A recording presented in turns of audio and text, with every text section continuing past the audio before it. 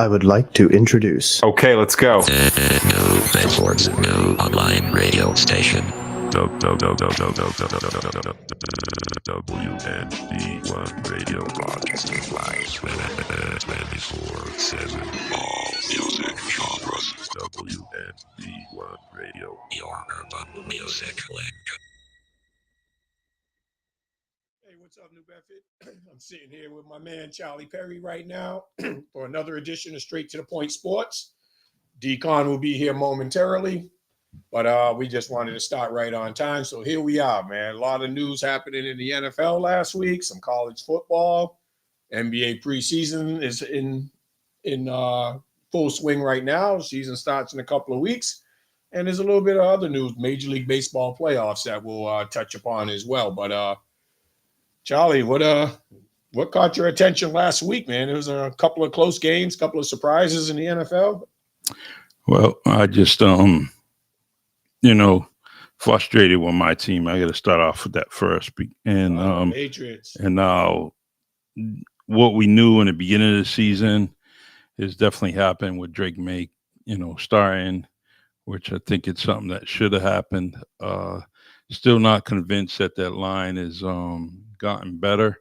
So I think, all in all, it's that and the firing of the Jets coach, Salah. I just think that dude was, you never had any problems with him, no static, but for them to release him like that, I thought it was kind of shady. And everyone has their opinion, and some people think they can just go out and,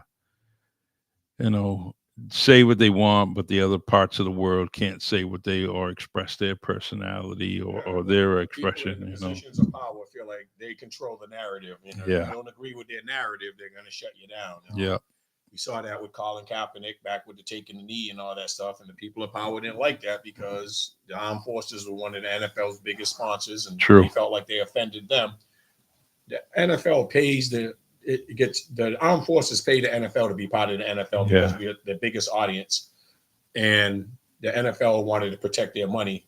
But to me, that wasn't disrespect, just like this wasn't disrespect. I think there was some people throwing their stones and hiding their hands because Aaron Rodgers was quick to come on and shoot down any rumors that he had anything to do with it. And I knew from when Aaron Rodgers first went over there, he trusts his man Hackett as the offensive coordinator. True. But he doesn't trust Salah because he comes from a defensive background. Mm-hmm. So he doesn't think he's an offensive guru. He feels like he only needs Hackett there. Hackett's going to listen to his narrative about how he wants to do things. But to me, the truth is Aaron Rodgers hasn't played like the old Aaron Rodgers. No. His play has been probably the most disappointing, but the coach ended up being the scapegoat. Yeah, 2-3. Yeah. And every time, ever since he won the Super Bowl, there's always been a dark cloud following him. Like he accomplished, he accomplished the goal of winning a Super Bowl, and now everything or every year after, it seems like there's something that follows him or something's going to come up. And here he is. He's on a new team in a new state, new environment, and boom.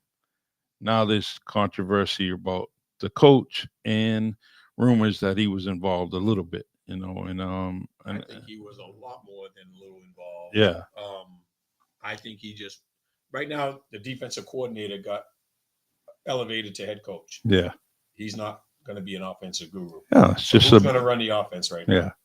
Oh, Nathaniel Hackett. Yeah, and I guarantee you, throughout this first game, probably Aaron's going to be calling a lot of plays from the line of scrimmage, similar to like what he kind of did. He audibled out and with Green Bay, and I think he's going to be doing the same thing. And I don't know. I just I think it's Pittsburgh responsibility that you haven't played up to potential too. Yeah. Next, if they lose another game or two, he'll be pointing at the players like he did his last year in Green Bay with the rookie wide receivers who are now all coming into their own. Dobbs, Christian Watson, all those guys were rookies trying to get used to the NFL, and Aaron Rodgers had to use them priority, and they didn't have that chemistry right off the bat. Mhm. And he ripped into them and put the blame on them. They don't know how to True, run true, routes true. and this, that, and everything else. So now that the coach is gone, there's no other scapegoat. No, and There'll be the running game because Brees Hall is supposed to be all this, and he's not. They got a brand new offensive line that's healthy that should be able to block and protect. I don't think Aaron Rodgers is under pressure. no, His throws are not on target. They're late. I don't feel like he surveys the field like he once done, and he doesn't have the mobility he used to have to extend plays. He used to be able to run and scramble if he had Yeah. to. He can't do that no, no more. no. He's getting caught from behind by some linemen now, and but he's just I'm pretty sure last week he was the game before when they missed the kick, he was blaming the kicker. And now this week it's the coach. It's just on and on. It's just he's just a diva. No, not insulting any divas out there, but that's what he is, and it's crazy. So, and I just think it's that time of year where guys like you and I are very, very happy. We got basketball, we got football coming up. We got football, we got basketball coming up. So, that's the boss calling me. Where's Decon, man? I think he needs the code. I was just Oh, yeah? it to him. Yeah, because he doesn't. Hold on, let me go open the door. Hold on. So anyway, Decon has just made his entrance here. He'll be coming in momentarily. I'm coming right now. Who's tapping on the front door though?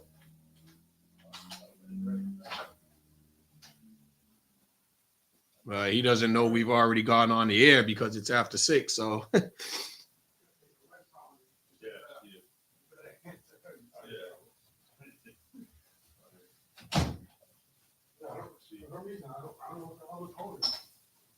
you got to save it, bro. It's in the text.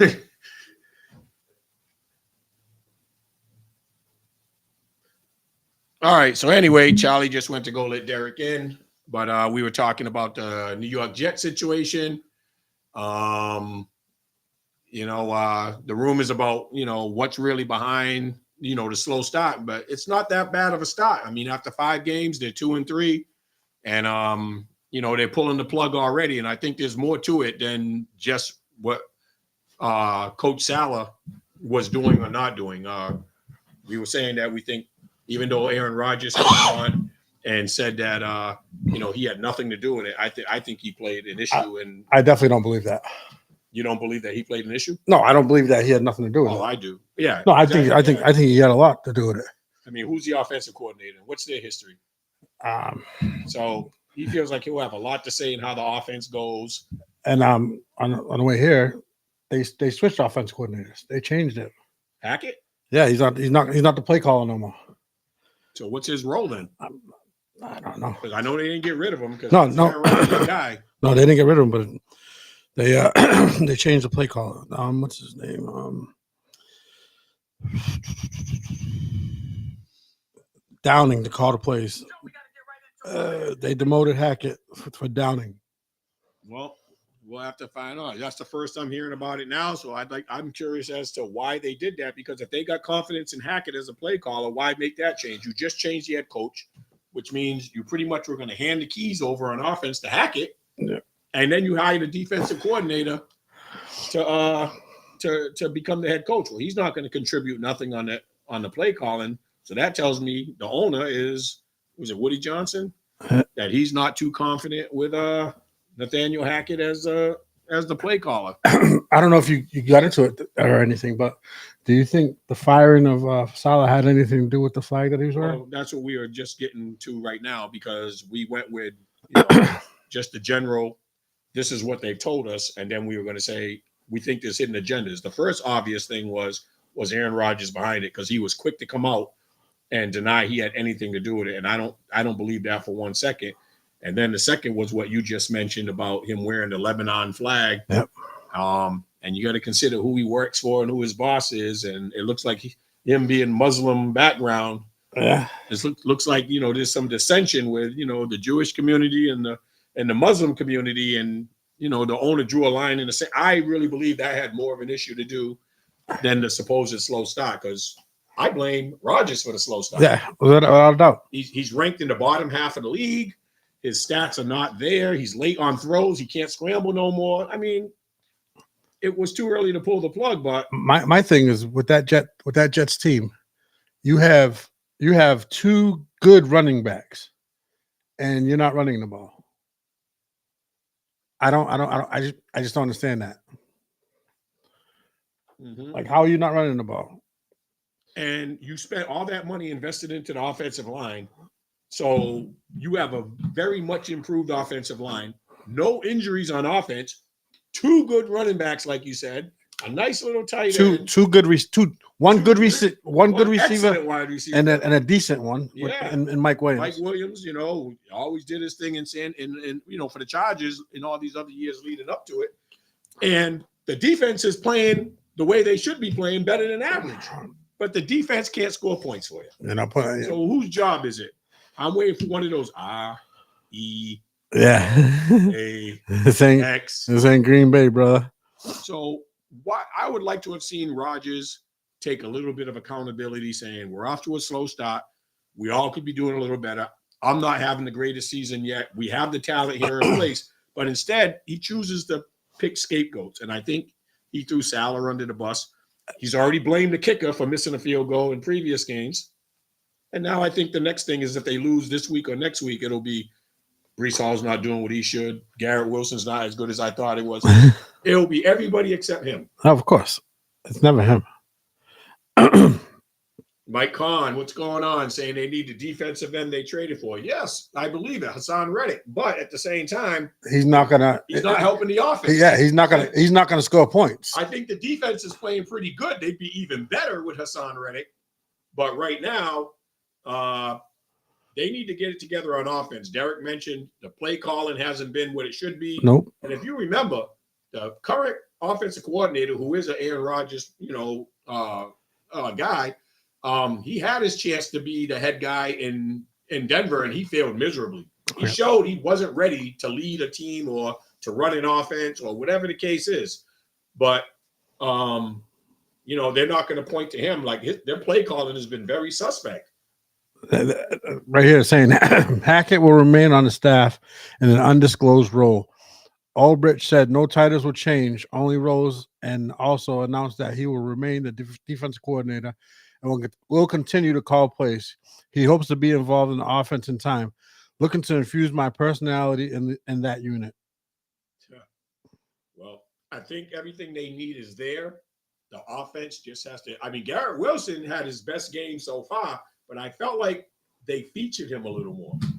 And they went away from the run. Maybe him and Rodgers' chemistry is just not there yet. It looked its best. But yeah, you got Brees Hall, who had an incredible year coming off injury last year. Yep. And then you got the rookie, who's at Braylon Allen. I know his last name's Allen. I think it's Braylon Allen, who's only a rookie.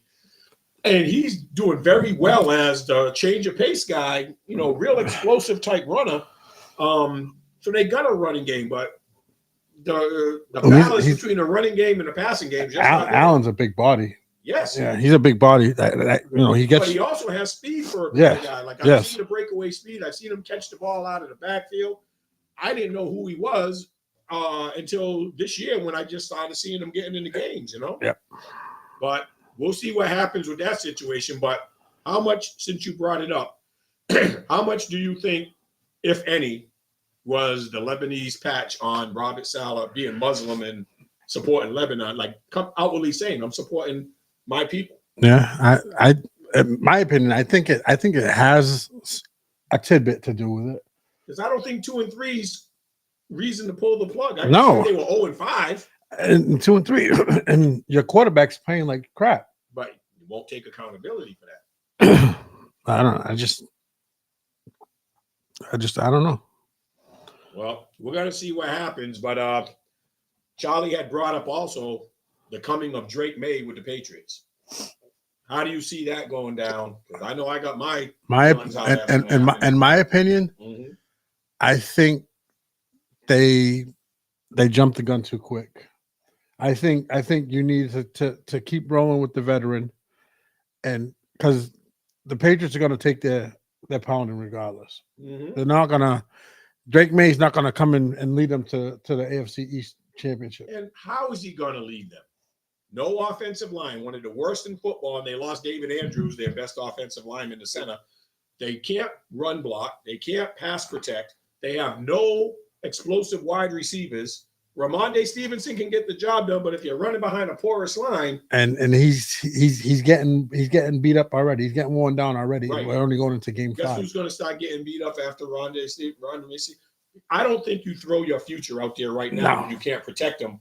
He's going to get experience, but I don't know how his confidence is going to go if he doesn't play well right away. I think know what it is Mayo being a rookie coach and people calling for a change at quarterback, and he's fallen into it. He's not gonna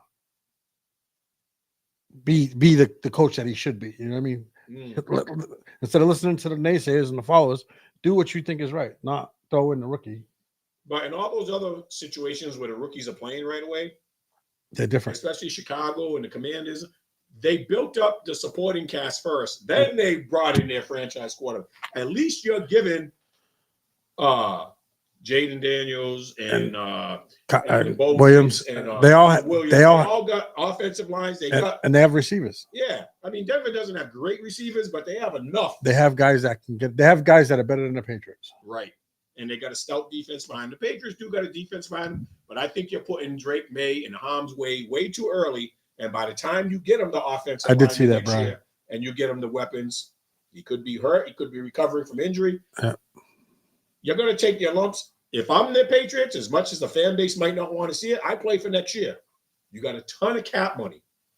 You're going to have a high draft pick. I get the offensive lineman, and then I go out and get 2 more offensive linemen in free agency. Now, do you think that they're doing this because the division is what 3-2 leads the division, or 2-3 leads the division right now?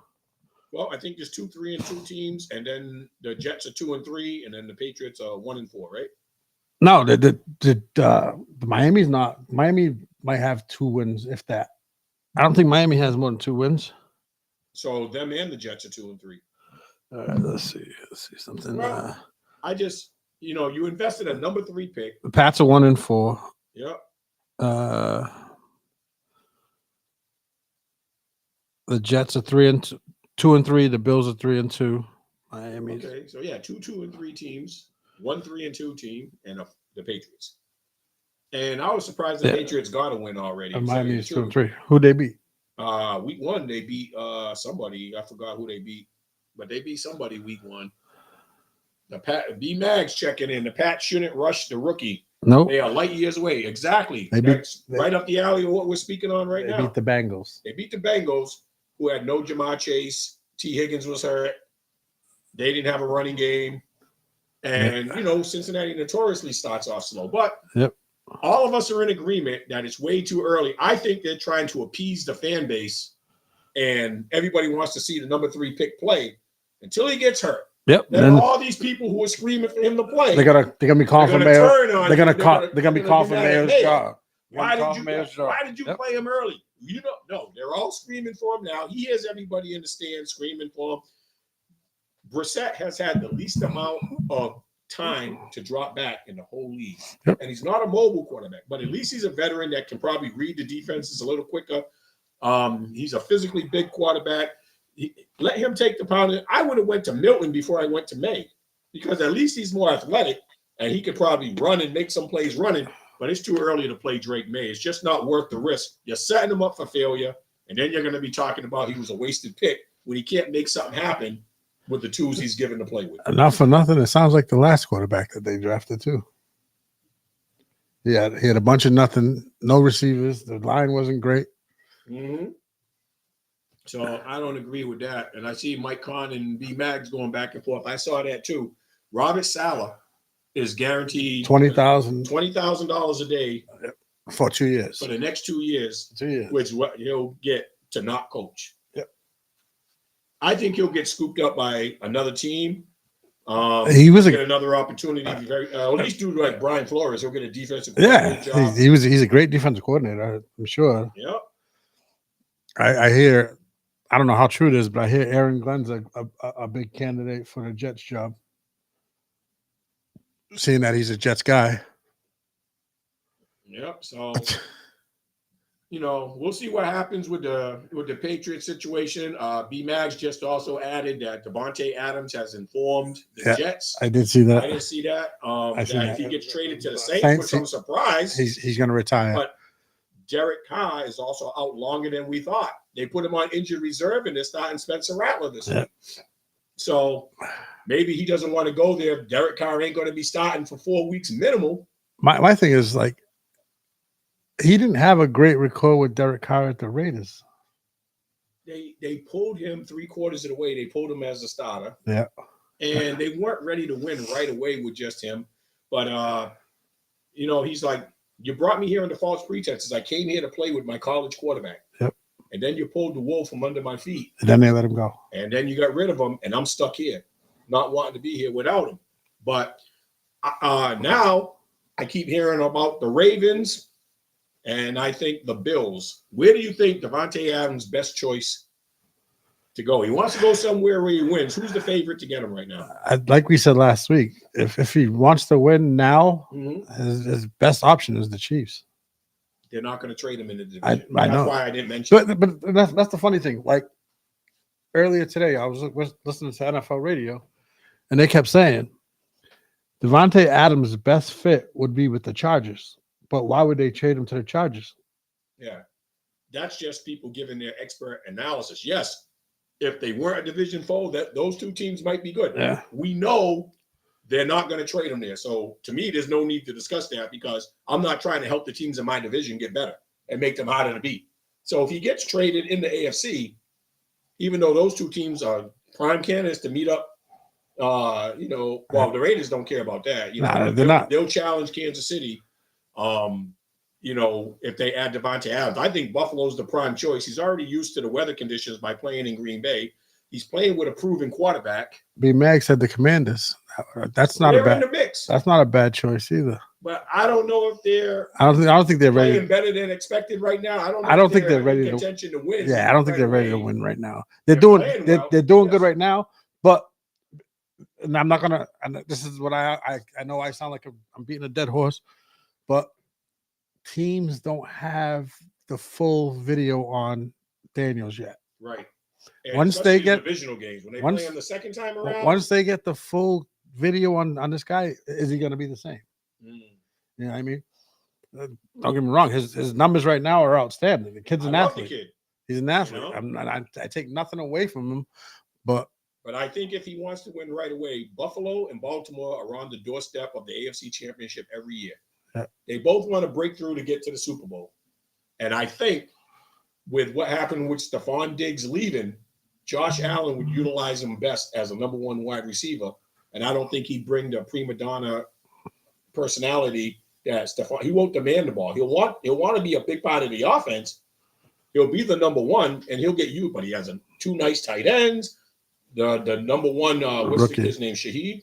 Oh, Shaheed there, and then he'll move down to the number two. And then they got Dalton Knox and Dalton Kincaid. And then they got that rookie there. Yeah, and then you got a running game with Cook. Cook, yeah. And you got a quarterback who's mobile, so you have to keep a spy for Allen taking off. You got to respect Brooks in the running game, and now you got the two tight. I think that's easily the team he can help get over the hump the most out of the AFC. But yeah. I think it has to be them or Baltimore right now, unless the Raiders really want to get them out of the AFC altogether. Then we can talk about the Commanders or, Dallas would be a prime fit for him, but they're not going to have the money. There's no sign the players there. Yeah, there's no money in Dallas. Yeah, no money. Who do the Commanders have this week? Brian said we'll see. The Commanders play the Ravens. So a nice little area game. That's going to be a little rivalry. We'll see. Now Devontae Adams had come back to practice, but now they're saying he'll be held out this weekend, anticipating a trade. They don't want to hurt him. Goods, they don't want him getting hurt. Yeah. But Michael mentioned the $37 million. But something about that you got to realize is if the Raiders trade him, and whatever, I'm sure a team's going to work out where work out a deal where the Raiders pay part of his salary. They're not going to. There's no team in their right mind that's just going to take They'll that pay 30. part of the salary. That's this going to take. year. That's going to take no, because part of his salary this year isn't much. He's already earned 5 games worth of salary. No, I So understand it'll that. be prorated. I understand that, but I'm saying this is what they were saying on the radio. If Adams gets traded to another team, either the Raiders got to agree to pay part of that $37 million that he's due next year, or the teams are just going to sign him for just this year. If you're the Raiders, even if you had to pay $10 million on the low end or $17 million on the high end, it's a lot less for a disgruntled player. If you gave him $17 million out of that 37, you're on the hook for, the new team's on the hook for $20 million. Yeah. Makes them a lot easier to fit in somewhere. Yes. I don't think Buffalo getting rid of Diggs, they never replaced that salary. So that money's sitting there, a big chunk of it. Diggs is now making $30 million a year. Yeah. Well, what was So he? it's What only was $7 million less? What was he making then? I don't know, 20 something, and then 24, and then he was unhappy because he saw all the other wide receivers start getting paid better than him. Yeah, all the other receivers that got paid out better than him. So he started squawking about not getting the ball, and then next thing you know, he's out of town, and then he's in Houston. So far so good in Houston, but and the crazy part about it is like I for a while I didn't even know I didn't even realize he was disgruntled over there. well, you saw what happened in the playoffs when he was going up and down the sidelines, and Yeah. Allen was ignoring him. Yeah. He's yelling at Adams. He's complaining he's not getting the ball. And Adams is like, everybody knows you're my target, and that I don't want to force the ball to you. And you might not have been winning your routes. And, hey, I got other options. Yeah. He wanted to spread the ball, be a little more less predictable. And Diggs didn't care. Diggs wanted to just force the ball to him. And, But he was getting close to 10 to 11 passes a game. huh? Yeah. Diggs. Like if anybody should have been disgruntled on that team last year, it should have been Gabe Davis. Who they ended up losing, and that might have been a big reason of that. Yeah. But what other games did they catch your attention last week? The NFL, there was a couple of close games. Yeah. That Buccaneers Falcons game on Thursday was amazing. Yes, and thank God I picked up Kirk Cousins in fantasy Yeah, he was on your and bench. benched him He was on your bench. against you. Yeah. I'm in a bunch of leagues, so Hey, and it's funny. I didn't even have a tight end. They played on Thursday night, so I said I have time to change my lineup. Whatever. And I was debating Caleb Williams, who didn't have a bad game because Caleb Williams had his good game. Yeah. But that game was very good. It was very entertaining, and I was highly upset because I had to stay up and watch the whole game because the game was in doubt. It was exciting, and I went to bed real late for a work night that night, but it went back and forth, and it was in doubt right to the end. Not for nothing. I'm looking at this. There was a lot of close games last Yeah, week. that's what I was going to say. The Bills-Texans, Yep. 23-20. Why did the Bills not pull it out? I don't think they didn't have that go-to receiver, which makes them a prime candidate. And in my opinion, I don't care what anybody says. Allen should have not came back into that game. No. He was And knocked I out. think the NFL should look into that. He was knocked out. He talked his way back in. He was knocked There's out. the upstairs official that is supposed to be watching that, and they make that call for you. Because if you leave it up to your own Yeah, of course. staff, they're gonna say, well, our best chance to win is with Allen. He shouldn't have been back in right then and there. But that was a really good game. Now, another major story out of that game, besides his health, and I wonder if he's even healthy this week, but we know he's gonna play. But Nico Collins on the first series had a 67-yard touchdown bomb. Blew his And hammy. on that play, he pulled his hamstring. Yep. I didn't know what was going on. He didn't look hurt because he didn't limp over to the sidelines. And then they were like, he's not gonna play no more. And then word came out this week, he's on injury reserve. So he's gone at least 4 weeks. Now they can handle that because that'll be an increased role for not only Stephon Diggs, But Dell. but also Dell. Yep. And then they can also utilize their tight end in the mix a little bit as well. And I think I saw Joe Mixon practice today. So he's coming back. So their running game took a little bit of a beating without him being there. They lost him and Pierce. But Pierce, they said, I don't know if they said Mixon was coming back. I think I read. I saw that today. He practiced today, and he'll most likely play, but Pierce will definitely play. Pierce is playing. Yes. So both of them are ahead of Akers in the chopping order. Yeah. And I was actually expecting Akers to do a little bit more, but he had that one big play 2 weeks in a row, but didn't do nothing consistently. Yeah. Like he had a touchdown. I think my opinion, I think he's nothing but a third backup now. Yep. So, but there was that game that was tight. What other games were tight? The Bengals Ravens. That was another I exciting was game. like, I thought Burrow and Jackson put up comic strip numbers. Yeah, and the crazy part about it, in my 2 quarterback league, I got both. So my point, I got beat in one league. I was winning by 50 points, and then Burrow put up 50, and Chase put up like 40. I had one combination that put up 90 points, and that was just a lot to overcome. Because but Jamar Chase finally looked like he was in shape. Yeah, he looked like sit out the preseason and come back and beat a Jamar Chase. Yeah, he looked like a man possessed. Right, but I think he was at training camp all year, but he wasn't practicing. Yes. He wasn't in game shape. It's all right to say, "Oh, I'll be ready to play," but you're winded, your legs aren't in shape. You're not got that chemistry with Burrow yet. You take it that took 2 or 3 weeks. You take them a couple of those hits too, man. That's gonna, And also another close game, Jacksonville and the Colts. Yep. Old friend Joe Flacco making that dead Colts offense look alive. What's that mean for Anthony Richardson? He's gonna be. They played without Jonathan Taylor, so they had a pass all day. He's gonna be on holding the clipboard. He's trying to come back quicker than he should. He's trying to come back this week because he feels like his job's in jeopardy. It is, and we saw Flacco do this last year as well. With the Browns. Yep. So he got 34 points on the board for them, but they took another hit today or yesterday. I saw that Michael Pittman got placed on injury reserve. Yep, he's out. Taylor's already not playing. Yep. So now I see, is Richardson really smart trying to come back? You're down your main running back. You're down your number one receiver. I think I would err on the side of caution with his injury background, and I'd let Flacco have another week because he doesn't have the weapons he's going to have. He's going to have Josh Downs, but who's going to be the running game? Who's going to be the lead wide receiver? Yeah. And their defense is not getting it done right now. So I don't know about that. One game that did surprise me a lot was the Arizona 49ers. Yeah. Yes. The 2-3 49ers.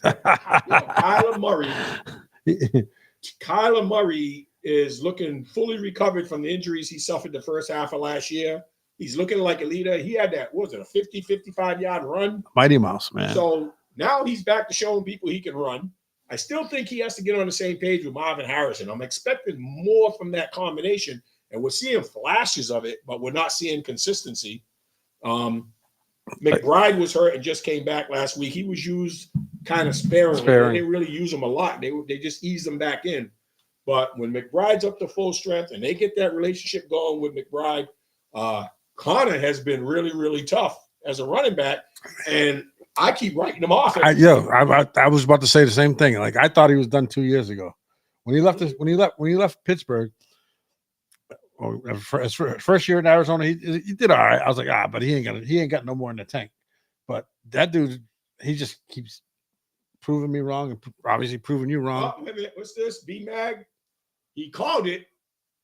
Not on this show. No, well, he wasn't here. Oh, but he said he called it. Arizona lost last year by a combined 10 points to San Fran last year. Oh, because they played him twice. That was his upset. I'm not doubting. I just don't remember what. Yeah, division games are always tough. Right. Arizona is no pushover. They do have the offense. They need to get their defense shored up, and they could use another offensive lineman, maybe another wide receiver, because they got the young Harrison kid, but they don't have that proven veteran that knows how to win routes in the NFL. Harrison's still learning, and on his card, okay, but Arizona is sneaky. They're not a pushover no more. What was the spread on the card? Like 13? Yeah, I wonder how. Hey, ain't nobody talking about those bums, boy. Talk about your team all day. Who cares about those bums, man? That's the next game we're going to talk about.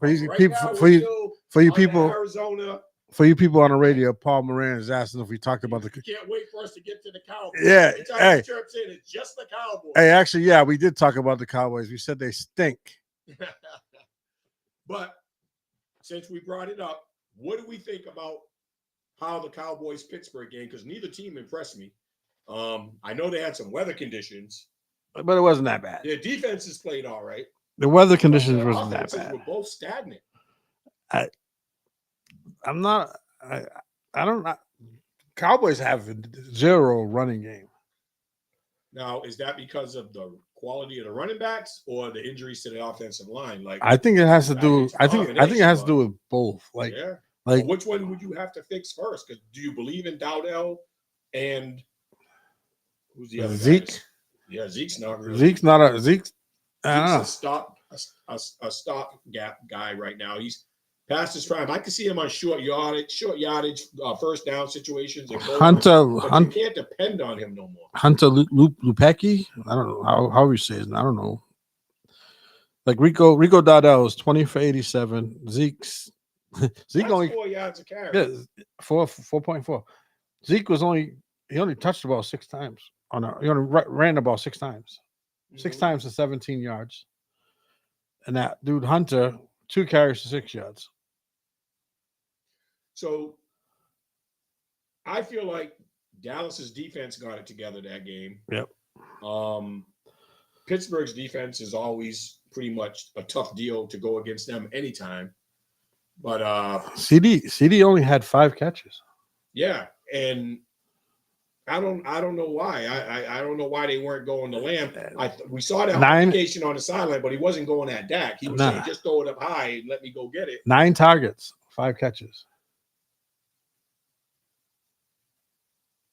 Who? All right, Mags is also saying the Cowboys were primed for the taking, but Pittsburgh couldn't get it done. According to this, it's 20 carries to 87 yards, sir. Not Well, it's 90. only a 3-yard difference anyway. Yeah. But 87 or 90, it's still a 4.5 average, 4.4 average. Which is not bad. No, It's not bad. it was decent, but they need more consistency. And everybody's going to double team CD and say, beat me another way. That probably played a lot into the only having 5 receptions. I guarantee he was probably getting coverage over the top. Oh, With sure. the safety. Yeah, they doubled We're him the not whole letting game. CD Lamb beat us. That's who Zach wants to. Yeah. What were Ferguson's numbers? Did they use Ferguson? 6 for 70. So 11.7 a carry. So they pretty catch. much got the same amount of targets, same amount of receptions. Actually, Jake he had but 7. Tolbert stepped up. Tolbert had 10 targets for 7 catches. And he 7 had 2 catches. touchdowns, right? 1. He had the game winner, and I thought he had one earlier. in the game. Dowdell had a Oh, okay. Oh, it was only 15 to 10 or something. 20 to 17. Oh, 20 to 17. Yeah, that's right. Dowdell had 2. I mean, Dowdell had 1 and Tolbert had 1. So, Paul, since you wanted to talk about your Cowboys, give us your rendition of what's the problem? What do they need to improve? And they have a lot of guys hurt on And I defense think as that's well. a major. That definitely hurts. I think their offensive line is just banged up, and it's hard to have a banged up offensive line and an unproven running attack. You don't have anybody to keep the defenses honest. They're just going to take CD Lamb out of the picture and say, beat us with somebody else. And right now, the running game's just not good. The Cowboys, what game were you watching, Paul? They did not. The boys dominate dominated the game. They barely won. They had to pull it out with a No, touchdown. they at the won end. they won at the last It minute. wasn't like they blew them out. They got the victory. Kudos for that. What did you watch a game? Far from dominating. You watch a game from '93? Exactly. Offensive inexperience. Exactly. I got you on that. The offensive line is inexperienced and they're banged up. But do you think anything has to do with the defense, B? Because I know these guys got a lot of injuries, and I guess I Bland thought their defense played better Bland's than coming they back. had in the previous 2 weeks. Either that or the Steelers' run game is trash as well. That too. I think Najee Harris is overrated, And Warren he's not getting it done. Warren is still kind of hurt. And they weren't able to. I think the Cowboys took away the George Pickens connection, similar to what Pittsburgh did to CeeDee Lamb. Yeah. And they just didn't have they didn't have other weapons to really do damage against Dallas's defense. 5 times in the red zone with 2 turnovers, and a missed field goal. Oh, the first missed field goal for No, this is the Aubrey, second. right? Second. He did miss it. He missed one. There's been a lot of great kicker play this year, but Aubrey, he did it as a rookie, and he's doing it this year. And when he missed, I was like shocked. Like, I don't expect him to miss. I don't care if it's 80 yards. I'm like expecting that dude to make it. He's pretty much legit. Him, Fairburn from Houston, and Cool from Atlanta. Them dudes have been kicking 50-yard field goals. Cool missed. He missed 2 last week, but he still had like 2 or 3 50-yard. Yeah. Oh no. Yeah. But them guys have been consistently hitting them. I'm like, did they change the rules to make field goals easier this year or something? Because they said that about stolen bases in baseball. Because they made the bases. Yeah, but I don't know why. But this year seems like there's so many long distance field goals that now we expect 50-yard field goals to be made. We're upset if they miss them. And those 3 guys are killing. And the crazy part about it, like Fairbairn hit a 59-yarder to win the game, or 58-yarder. Done that 2 weeks in a row. That's crazy. Yeah, all you got to do is cross midfield, and any one of those guys can do it. Let me see. What is my boy Chris saying? Dallas looked good driving up and down the field against a really good D. They need to clean it up in the red zone. Yeah, like Brian made that point too. Like they got in the red zone 5 times, they couldn't finish it off. They're settling for field goals most of the time. So who do you blame that on? Do you blame that on play calling? Is it personnel? What led to them not punching it in the red zone? Is it your quarterback fumbling? Like Michael Kahn, you are amazing. So I don't know what. I think it's a combination of everything. You don't really have the personnel that you'd like to have in order to have a more sophisticated attack. Like you can't run too many, wow plays when CeeDee Lamb and Ferguson are your only players that everybody knows you can depend on. Nobody's respecting the running game. The offensive line is not blocking or, run blocking or pass blocking enough to really, give you enough time to look for a secondary receiver or to run behind. So everybody's just sitting on CeeDee Lamb. I don't know about that one, Paul. Combo offensive line and no running game, one dimensional. So we're not putting no blame on the coach. So that's what I was going to ask next. If Dallas finishes, let's say, I'm not saying it's going to happen, but if Dallas happens to finish under 500, do you get rid of McCarthy? I do, because even when they didn't have the injuries, I feel like he had a good regular season last year. Yep. But until you can show me they had what 12. They went 12-5 victory in the postseason. Yeah, but that was probably the best record they had with him there. And there was adjustments that we could have questioned. He could have made some adjustments in the playoff game they played last year against Green Bay. Green Bay just manhandled them in the playoffs, though. But how do you not be prepared? They're at home. Yeah. You got to be better prepared at home. You got the home field advantage, the crowd behind you. They didn't have a good game plan for that game. Yeah, Green Bay came in and did whatever they wanted to do. Yeah. And they didn't make no adjustments. But on the topic of these Cowboys, who they play this week? I mean, who they gonna get ran all over? I know they got a pretty decent opponent this week. 12. I think I might have to root for the Cowboys this week, though, since it's a division. That's all right. You can root for whoever you want. I don't know how successful that'll help you. You can root for who. Where's that game at? It's in Dallas. Again, 30 in a row. We played them in Dallas. But Paul, make sure you tune in this week because we're going to get a measuring stick to see, just how good, you think your boys are. I'll tell you what. Right now, they're struggling. Dak's going to throw for 500 yards. Max, they count pregame warm-ups, halftime throw. Hey, he's gonna have to because your running the game ain't gonna do jack. I think he's got the pregame warm-ups factored in. And 500 yards. That including he's no Kirk Cousins, throwing for 500 yards. Is that including INT yards too? Because he ain't throwing for no 500 yards. You're a mind boy. CD's a beast, but hey, you can't win with just CD, bro. And I don't know if we can. You can't win with just CD, bro. I'm trying to tell you something. You better hope your defense shows up because we're gonna run the ball down your throat. I'm telling you that right now. So, what's your prediction, Derek? Realistically, honestly, prediction. Realistically, what's the score this week? The score, it's gonna be I think it's gonna be a high scoring game. If I'm not mistaken, the over under is like 55. Well, people expect it to be a high scoring. So game. I think Detroit's defense is a little underrated, and Dallas at home They might show up and make it a little more difficult. But Hey, you talking about our DBs are trash. So your offensive line is trash. You got to worry about that number. That defensive end we have, who pretty much tore apart your all-pro tackle last year. What do you think he's gonna do to these tackles this year?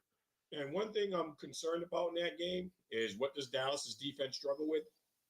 The run, And you got two guys who That- can run. and we got one of the best offensive lines. So in the to me, league. that's the main challenge. Is He's- Dallas has to control Detroit's running game. B, you're right. He's gonna have to throw for 400 yards to be in the game, because we're gonna chew the clock out with running the ball all over you.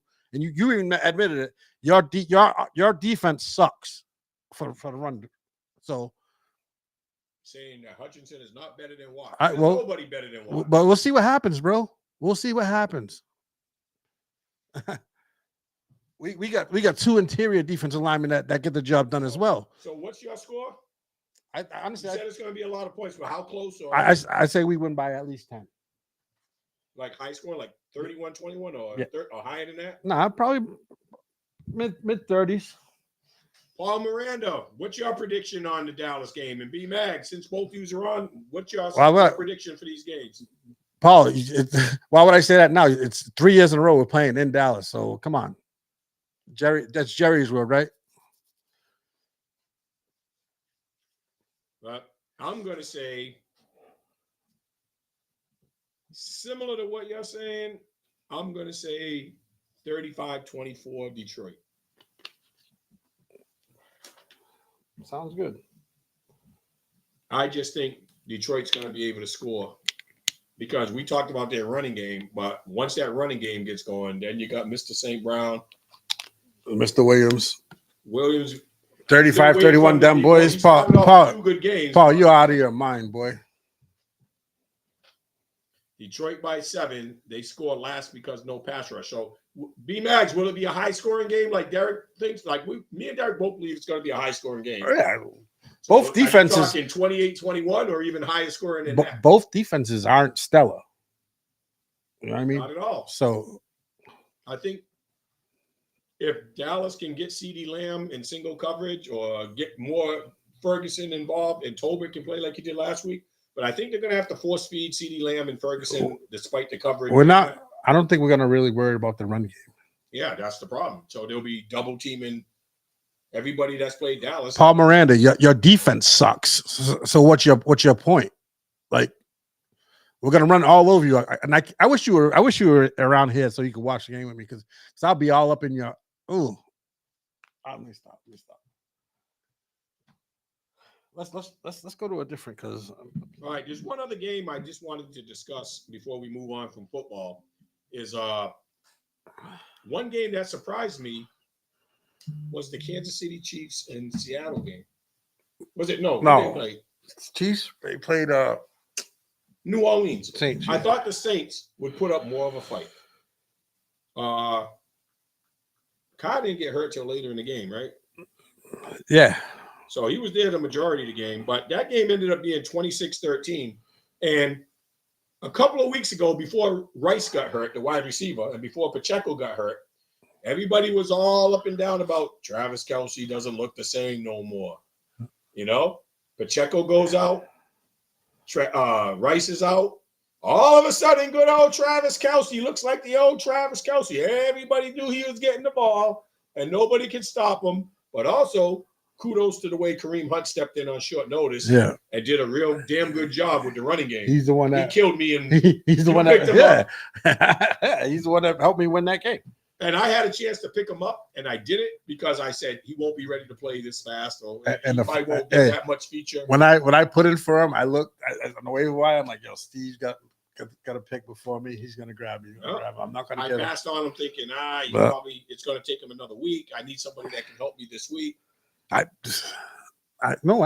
picked him up like 2 weeks ago. Soon as the Chiefs signed him, Well, I know I went- passed I him went- when he was available, so maybe I went it was and picked 2 him. weeks ago. But Kansas City, the thing that impressed me more than the revival of their tight end yeah, was how good their defense looked. yeah, their defense Nobody's giving their defense the credit they deserve. their man. defense is solid, bro. And they lost Janarius Sneed. I was like, wow, that's a big hit. McDuffie looked real good taking care of Olave. And, George Karlaftis, who was drafted 2 years ago at defensive end, he was getting some pressures. Chris Jones was Chris Jones. I felt like every other play, Chris Jones's name was mentioned, whether it was the run game, whether he was chasing the quarterback. He might be probably the best interior After Aaron defensive Donald line. left, he might be the He most might be dominant yeah. defense. I would have thought Christian Wilkins at one time, but he's hurt again. He's out for a while.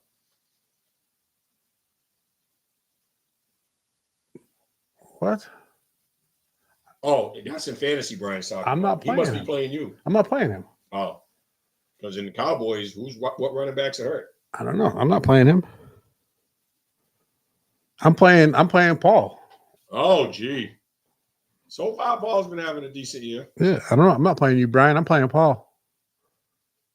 My team name's everybody's mother. So Kansas City still looks like Kansas City, and I'm going to attribute that to the coaching brilliance of Andy Reid and the way the defense has stepped up. And of course, Mahomes knows how to get a win. He knows how to look for the next option. You don't have Pacheco. Yeah, you don't have Rice. You would think their offense is dead. Their offensive line is not great. They got a lineman that's leading the league in offensive holds. But the guy that stepped up, you say Kelsey. I beg to differ. The guy that stepped up was Juju Smith. He did too. He's 7 for 130. I think he had a big play that ate up half of that 130. Yeah. But yeah, he did step up. But what was Kelsey's numbers? 9 for 70. I think it was the 9 catches. Like whenever they needed a big, it wasn't as downfield as much as Juju was. Yeah. But when it was like middle of the third quarter toward the end of the game, they were pounding. It seemed like Kelsey was catching the ball on a regular basis, and New Orleans had to know that they were going to try to utilize Kelsey. But yes, Schuster did contribute. Schuster and Hunt contributed way more than I expected. Yeah. But Mahomes trusted them to go to them. He has history with Schuster. Schuster's been on the downhill, since he left Pittsburgh. He had one decent year, I think, in Kansas City. But he looked really, really good last week. Yeah. So you're playing them in reality and in fantasy this week. Derek said no problem. Yeah, I'm not worried about you, man. Now, with Kansas City's wins, I believe there's only 2 teams left that are undefeated. Kansas City and what's that on my shirt? Oh, Kansas City and Minnesota are both 5-0. Who's going to keep their O longest? Because I know who we got coming up after this week. Yeah, you got to buy this week. Bye. You're going to buy this week. So, and then next week, if you survive those Cowboys, we're not talking fantasy, Paul. We're talking reality. My Vikings are 5-0. The only team besides the Chiefs that are still undefeated. And I still don't know how they're getting it done. I still give all the credit to the defense. It's the defense. But the defense in the fourth quarter of the last 2 or 3 games has lightened up. We've gotten out to big leads, and we've let teams come back on us where I had to sweat it out in the last quarter, But Sam Donald's also he's not turning the ball over. He's not turning. Well, he had his first 2 turnovers the last 2 games. He threw interceptions the last 2 games. He was playing at a higher level than people expected to him, but he's been playing at a level that I think is good enough to win. We think about game managers in the past, like Baltimore winning when Trent Dilfer. They had Trent Dilfer at quarterback, and then Tampa Bay or Brad Johnson. So there's been game managers who have Brian. That's the only 5-0 we're seeing in fantasy, but in reality, them Vikings are 5-0. But in fantasy, Brian's 5-0. His first year, rookie in the league. He's off to a 5-0 start. Thank God for no injuries. Hey, you can be 5-0 all you I'm want. struggling to fill a lineup together right now with no Rashee Rice and no freaking Jonathan Taylor. I'm like, what the hell's going on here? It's a different animal in the playoffs. Yeah. I've seen a lot of 1 To me, seeds. I love my team. I've seen a lot of 1 seeds go down in the first round. But I think Mr. Rice is gone for the year, so I can't, and I got Hawkinson on the pup list, so I think he should be back soon, right? He's going to be back against you guys, who ironically were the team that put him out. Yep. So those are the headlines of the NFL. But what I'm real curious now is just when we thought the dominant teams in college football were doing well, we saw a slew of a bunch upsets of them, last week, bunch of them. mainly Alabama. not, After looking so good, not just Alabama. no, but I'm saying mainly. Oh, They moved past Texas with that win against Georgia, and they lose to Vanderbilt. and they haven't lost to Vanderbilt in 40 years. 40 years, bro. So, was it a letdown after that high against Georgia? And should they have to get up for a team against Vanderbilt, or was Vanderbilt just like, hey, we got nothing to lose, let's just go for broke? Got it. Alabama coasted, thinking they could stay close enough and win it eventually. The longer you leave a inferior team in the game, the more their confidence grows. Now they believe in themselves. They believe they can score against you. They believe they can stop you. I was so disappointed with how Alabama looked against a non-ranked team.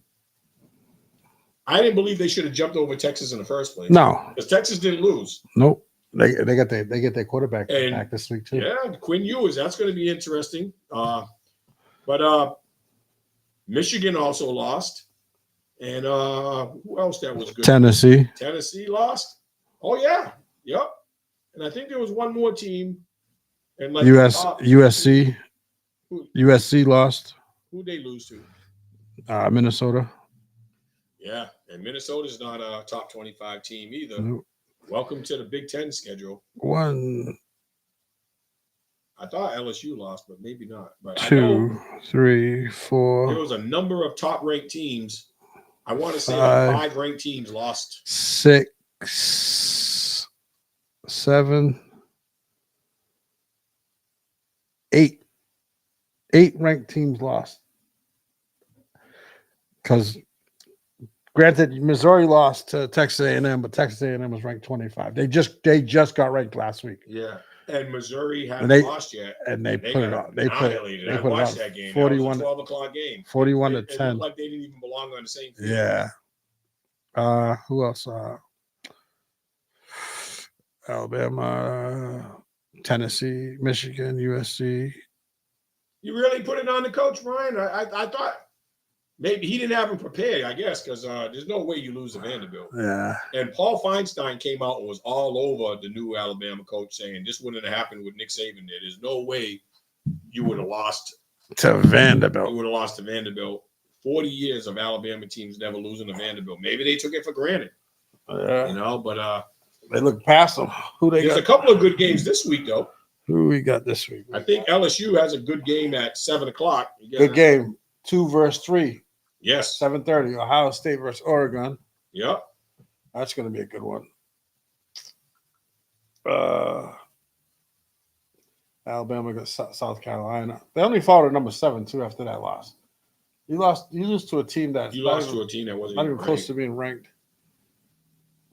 Missouri jumped from they went from 9 to 21. Penn State, USC dropped out. USC has to show well, and They- Penn State's playing very well. They dropped out of the top 25. And don't overlook the new number 1 team. They got that rivalry game, Texas Oklahoma. That's the 3:30 game. And I think LSU plays somebody good. Penn State plays USC. LSU plays Ole Miss. Yeah. Old Miss has already had their one game. They can't afford. Look for Jackson Dott to have a Heisman-worthy performance. You want to talk about calling it? I'm calling that game right now, saying that Mississippi will be very competitive, if not win that game. They've already got a taste of defeat. You talk about that Oklahoma game, right? Yeah, Texas, Oklahoma. Texas got their quarterback coming back. Yeah, Quinn Ewers. Oklahoma lost their number 1 receiver. Mm. That's going to hurt. And they got a freshman quarterback for them, right? Is it Oklahoma that has or Ohio State? One of them has, I think it's Oklahoma that has a freshman quarterback. So there's a lot of good games this year, and I think this week. So last week there wasn't a bunch of good games to look forward to, and we saw the surprises that we didn't expect to see. This week there's at least 4 games that are must-see TV in the college football ranks. I think the cream will rise to the top, and we'll see just how good some of these projected good teams will be. Oklahoma's going to be a little beat up, but that's a rivalry game. And we don't know how sharp Quinn Ewers will be after missing the last 2 weeks. But his backup will be right there if they need him. But that'll cause controversy if he's a little rusty and they bring in, Mr. Manning. I think they're going to ride it out with Ewers unless he's hurt or something like that. Mississippi, that's going to be a good game. Not for nothing. Tennessee, Florida is always a good battle. I don't know what to expect from Florida. They didn't impress me at the beginning of the year. They're playing better now. Yeah. But I really do believe that that this week will tell us a lot as far as what's happening in college ball. Now, I saw a question just raised by Mike Kahn about the NIL deals, and they just changed the rules in college sports regarding NIL. The schools can now directly pay the athletes. Oh, really? The athletes are going to get paid regardless whether it's – so the reason they're doing that, they want to take the power away from the boosters. To me, the boosters are going to give the school whatever they want because they want their team. So they'll still be indirectly giving the money to the players. So will this affect the integrity of college football? Will this change the way? Because I feel like this is going to be similar to when Nike and Adidas in basketball, high school phenoms in basketball are choosing schools based on sneaker contracts. Yep. Because their biggest NIL deal is still going to come from a shoe company. Yep. Speaking of which, side note, you see who just got the biggest women's sneaker deal? Juju with Nike, right? Nike just renegotiated her. She was one of the original 5 with Nike's new campaign. Yeah. And now they renegotiated her contract in anticipation of how much exposure she's going to be. To me, she has a very good chance of overtaking what Caitlin Clark just phenomenally did with the records because she's, you can't go hardship, so she's going to have 4 years to play. Yeah.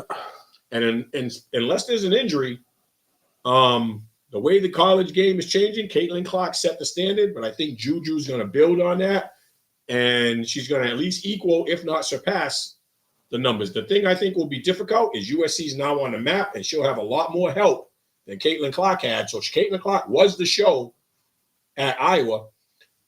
Juju just got the number 1 recruit and one of the top transfers to go in this year. And they got the girl from Oregon who's rated the number 4 high school player in the country committed for next year. So each year, I think Juju's going to bring so much attention. People are going to want to be part of that train. They're going to want to win. Juju's going to put them in a winning situation. She did it as a freshman, and now they're getting her help. So she might have to split the ball a little bit with people with all this talent coming in. The number 1 transfer, they got a number 1 recruit this year. They got a top 5 recruit coming in next year. Isn't she the point guard anyways? Juju? No, she's like a point forward. Oh, okay. She's like 6'1". Oh. But she handles the ball. She's played small forward, but she handles the ball like a god. So, yeah, see, that was my question. So I hope we're answering it, Mike, is you got the NIL deal in basketball and in football now. It's in college sports. That's given the colleges the right to directly pay people to transfer in or to recruit them to the school. Yeah. Now I feel like whoever's got the biggest bag is going to have the best recruiting class. Who I think is going to lose is the mid-majors. We might not see people like Gonzaga. We might not see people like Creighton. The schools that are they're competitive, but how are they going to compete? They don't have the bag. They don't have the alumni. I don't know if that's going to be true because what happens is, and we talked about this last year on the show, is those mid majors they have that core for 4 years. 4 years. And that core for all 4 years is more experience. They're stronger. They play with each other better because they've been playing with each other longer. If you want to build a program, you go to one of those mid majors where it might not happen your freshman year, but we're building something by the time we're juniors and seniors. Because them guys aren't going to the draft. They're not going to get drafted high. How hard is it going to be to recruit a decent player to go to those schools when there might be other schools that might be other mid-majors that just have more money? And the guys you typically would have been able to recruit Now it's hard because somebody's got a bigger bag to offer than you do. Yeah, but like and this is gonna be probably the last time I'll ever agree with Paul. But like them guys that normally go to a mid major, I'm still gonna go to them mid majors because they're not gonna. Curry when he was in Yeah, school, they're you not know, gonna. he They're got not gonna. overlooked. They're not gonna get they're not gonna get the bag like Paul was saying. So that. I think the mid majors is still going to be. So what's the same. effect, in your opinion, good or bad, that the NIL deals are now going directly through the schools? Now, see, the thing is there going to be a limit, or is it I unlimited? haven't seen anything on that yet. Because I think there will be. Because maybe for the first couple of years they'll probably go unlimited, but once it gets out of hand, which it's going to get out of hand. I think the sneaker companies are going to dominate even more now because there was speculation that they were circumventing the rules when it came to recruiting. Like, what's his name? That big high school guy there, Sonny. He has all the basketball camps. There's like 2 or 3 people in high school ball that steer people to Kentucky, steer people to North Carolina based on their sneaker deal because they've got it in good with certain Adidas schools, so they're only going to push their clients to Adidas schools, and there's certain people that are going to push toward the Nike. So now you're giving the sneaker companies free reign to have an all-out bidding war. Those will be the biggest NIL deals, and I think you're going to give those agents and those handlers more power to steer those primetime players. Arkansas will be a big player now because who do they got? The former Kentucky coach, is it Patino? Patino. He took his game over to Arkansas. He's already had a lot of players follow him over there. They got big booster money. Jerry Jones is old school. So now this is and why are you talking about that? It's making me think with these sneaker brands and these schools throwing this money at these kids. They don't have to go to the NBA right away because they're getting paid already. And that's the one thing I like about it. I wasn't going to bring it So up, but that was I know, something had on the back burner. but now I'm thinking about it. That's going to kill the Yes. mid majors right there because now these kids, if they're smart, they stay in school and they still getting paid. I think the lure of the NBA money is worth some of them leaving if they're sure shots like Cooper Flag. Flag, yeah. He's projected to be the number 1 pick. He hasn't played one game yet. If you're the number 1 overall pick, you're making way more than NIL deal. But if you're somebody who's not going to be a top 5 pick, wait a minute. There's no money. it's slotted based on where you pick. So he's going to get the top dollar because he's the number 1 pick. So you don't think he'll get the top dollar in college? What do you think the top NIL pick? I don't know. The top NIL person, I think, in college was Bronny James, making $7 or $8 million a year. That's the top college NIL deals that were out there. The number 1 pick's going to make a little bit more than $7 million a year. But my thing is with the Nike and Adidas, they're gonna kick in. They're not going to kick in more. Those NILs are going to follow those people. They'll have endorsements when they go into the pros. So if they're already signed with Nike or Adidas, they're going to still get a Nike or Adidas endorsement when they go to the. It's just, I think it'll affect the women's college basketball more because there's no leaving early, and I think it'll affect college football more because you can't leave till after you play Sophomore 3 seasons year. or your junior year, either Yes, 3 junior seasons or your junior year. So now that the kids can make money, if they haven't built their brand or their value to appease the NFL scouts or the NBA scouts, they can stay another year to develop and come out a year later when every year these prices are escalating. These rookies and free agents, the money in pro sports with the new TV deals, the new endorsements, it's like we see with the NFL and the quarterbacks. We're like, how are they paying $50 million? How are they paying $50? Dak just signed for $60 million, right? How are people affording that? Because with the audience there, the TV deals are going up. You know, the endorsements, the sneaker deals are going up. There's so much money coming in with revenue that you can do that now. I think every sport except basketball will benefit. I love what it will do for the women's college game and the the NCAA football game, because the women are going to be there for 4 years and they're going to want to stay there. They're going to make money all 4 years they're there. In college basketball, there'll be some players that they're not ready to make that leap after their freshman year. They might stay a year or two longer because they're going to be making good money. We don't know if there's a limit. I think People might start making 10 or 15 million a year in college now. I think, in my opinion, I think that makes the college basketball game better again. I think we'll see less one and done. That was the positive point that I was going to bring once we talked about the negative thing. Archie Manning is currently the highest in football. Yeah. Last year, Bronny James was making him and Van Lith, who transferred from LSU, had the highest NIL deals, and they were both college basketball. But yes, Arch Manning is being invested in heavily. Now, more companies, whoever gets the most NIL deals will make the most, because the sneaker deals are going to come. How much they want to invest is fine. Let's just say they get $5 million, $10 million a year. But then here come Gatorade, Coca, Pepsi.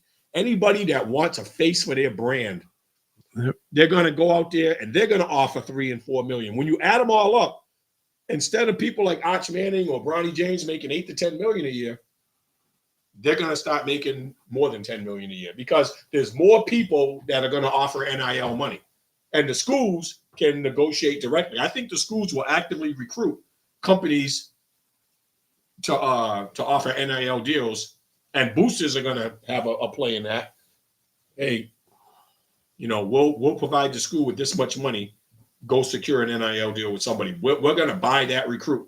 Oh, we're competing with Michigan or Texas for somebody. You don't think another big name school, Ohio State or somebody, we need to have that player? It's going to become a bidding war. Yeah. So I think people are going to decide where to go based on who has the biggest NIL bag to offer. But you can't give everybody top money. So does that water down how many recruits you can bring in, especially with basketball? There's only so many spots on the Yeah, team. there's only so many scholarship players that you can have. Not everybody's going to have an NIL deal, but can you offer like somebody like Duke or Kentucky might have a lot of top high school players going to their program, but those programs have become one and done. Do some of them stay more? Because why take the risk of going to the NBA and never get into that second contract, never get into that big bag when I can stay in school and make $5 million this year, $7 million my sophomore year, $8 million now I'm ready. Now you can move on to the pros, but you don't have to leave so early to go get that bag after your freshman year. I'm curious to see what's going to happen with Cooper Flagg right now. I guarantee there's more.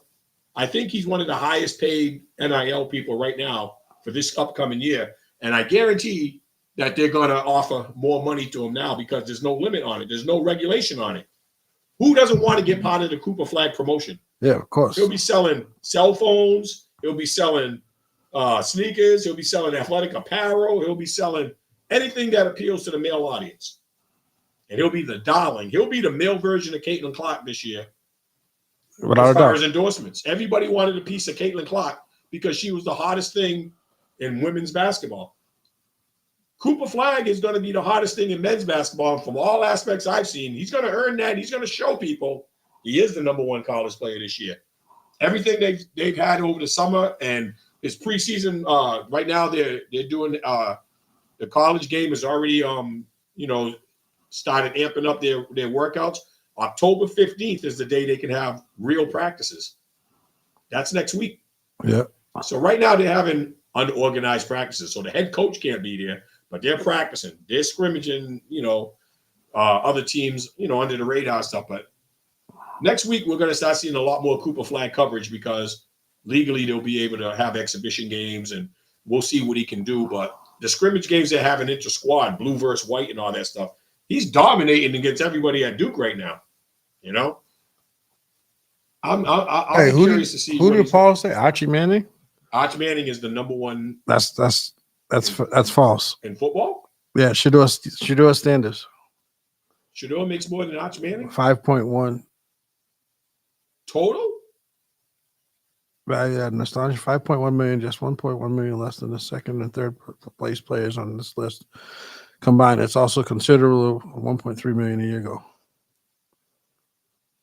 Mike Kahn, we're aware of that fact. What's that? That one of his best friends, Dave Lato, the former DePaul coach and Northeastern coach and New Bedford resident, now works for Overtime Elite. Yeah. So he has some insight into what the NIL deals are going to do to the game, to the college game and the pro game, and stuff like that. I just hope the integrity of the game doesn't get compromised. I don't want to see the people with the biggest bag always being the winners. Taking fair play out of the equation if you just say there'll be 5 teams that can afford to spend that type of money, and everybody else will be like, we can't go out and get those top recruits because we can't afford to pay them what the other big schools are paying them. Yep. And that's what's going to happen.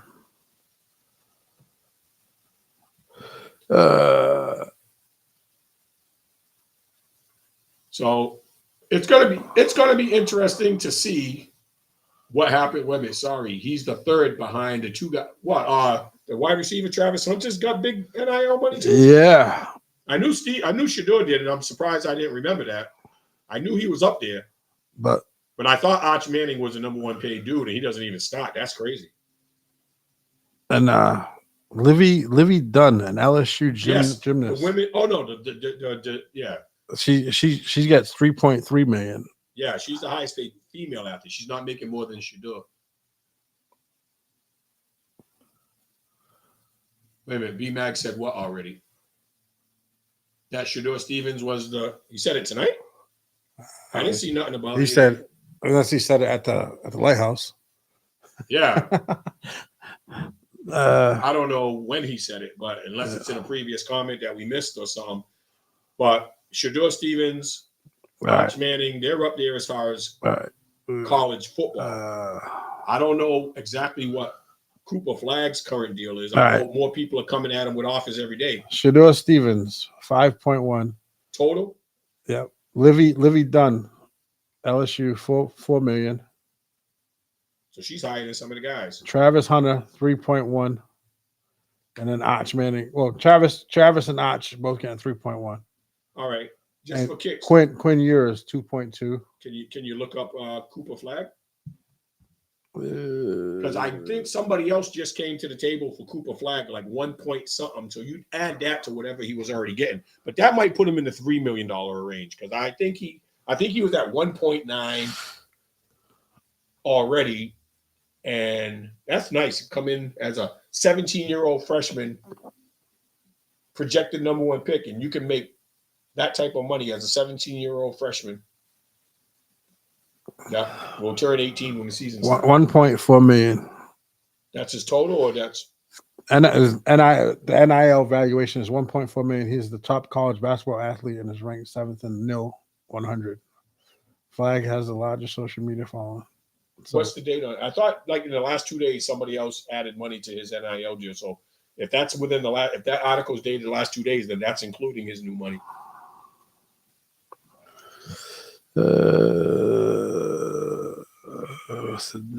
But my question remains, guys, Mike, Brian, Paul, does it change the integrity of college sports now that the people with the biggest bag are going to control where the talent goes? Are we going to see as many good teams in college basketball, as many good teams in college football, or will it just be the top 3 to 4 or 5 teams at the top and everybody else will be an also-ran because they just won't get the talent to go to their schools? That must be.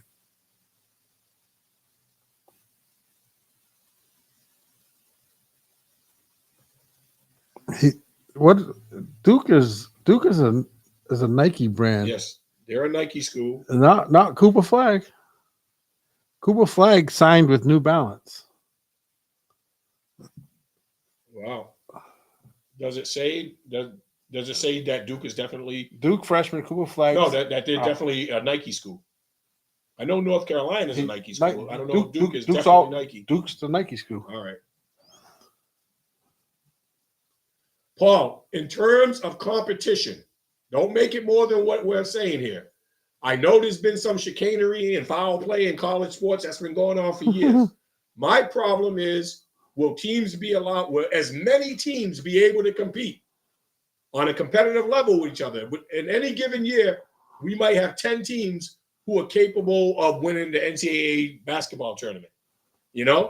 I think we'll go down from 10 teams to 3 or 4 teams because it'll be survival of the fittest.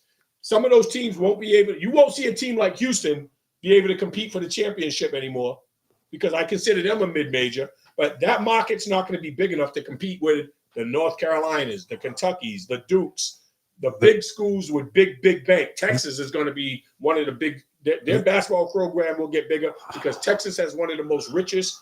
What I call it, not the fan base, the graduates, the alumni. They have one of the biggest, longest deep pocket alumni and boosters in all of college sports. So teams like that will be able to go out and recruit based on how much money they can get. There's no longer saying, I want to pay for this program because of the coach. I want to play this program because I like their style. People are going to go where the money's at. So I think there'll be less to consider in the decision-making progress. Who's the sneaker contract?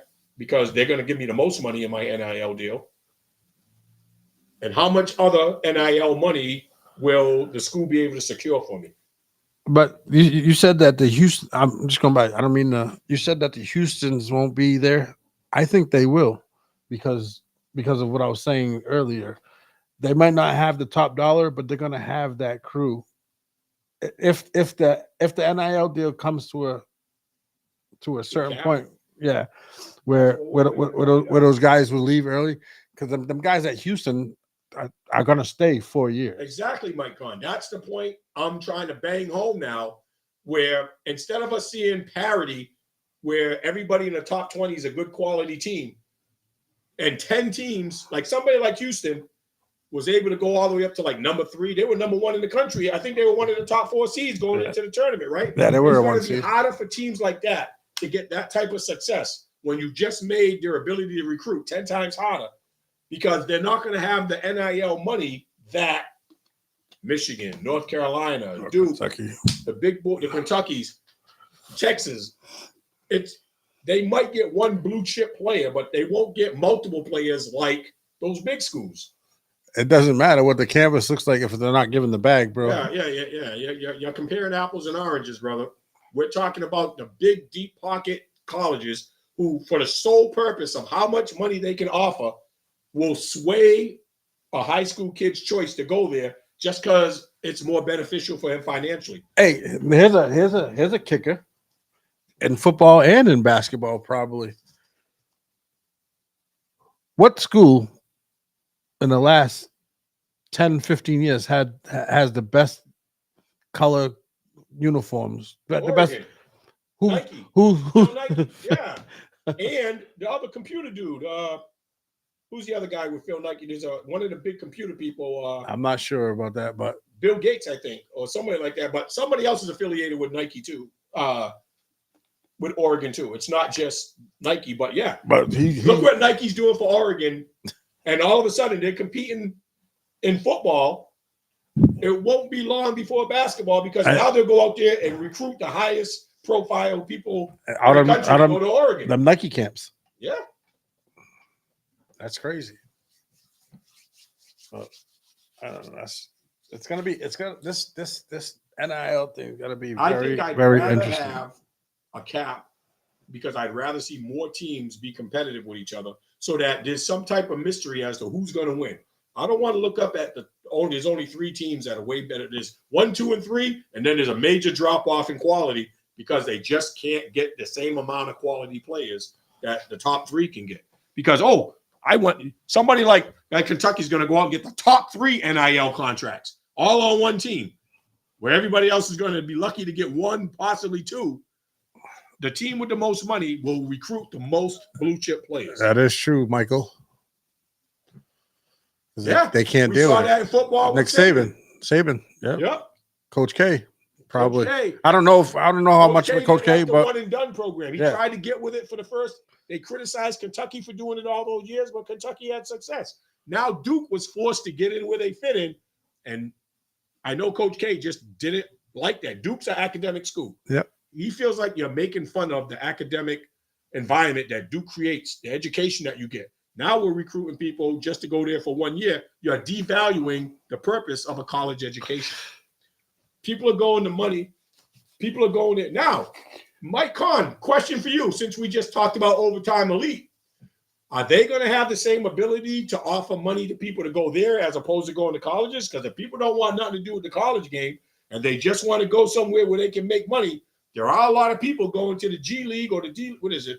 The G League or it's the G League, right? If they got the money to offer, there's about every year there's 3 or 4 players that go the route of the G League because they're getting paid right out of college. Right. So now that out of high school, now the colleges can offer money. Overtime Elite and them can offer money. How does that battle, compete with each other? Does the G League have an advantage over college, or did college now get the advantage over people going that route? Not everybody's a student. If you don't have to worry about flunking out, you can go play. You can still get paid. Go play over there. You got a chance at that. You got a chance at the league. Everyone's going to pay 1 to 3 players. There's only going to be so many blue chip impact players now to come out every year. There might be 10 people that come out every year in high school that can change a program around. But think about it like this now. Now that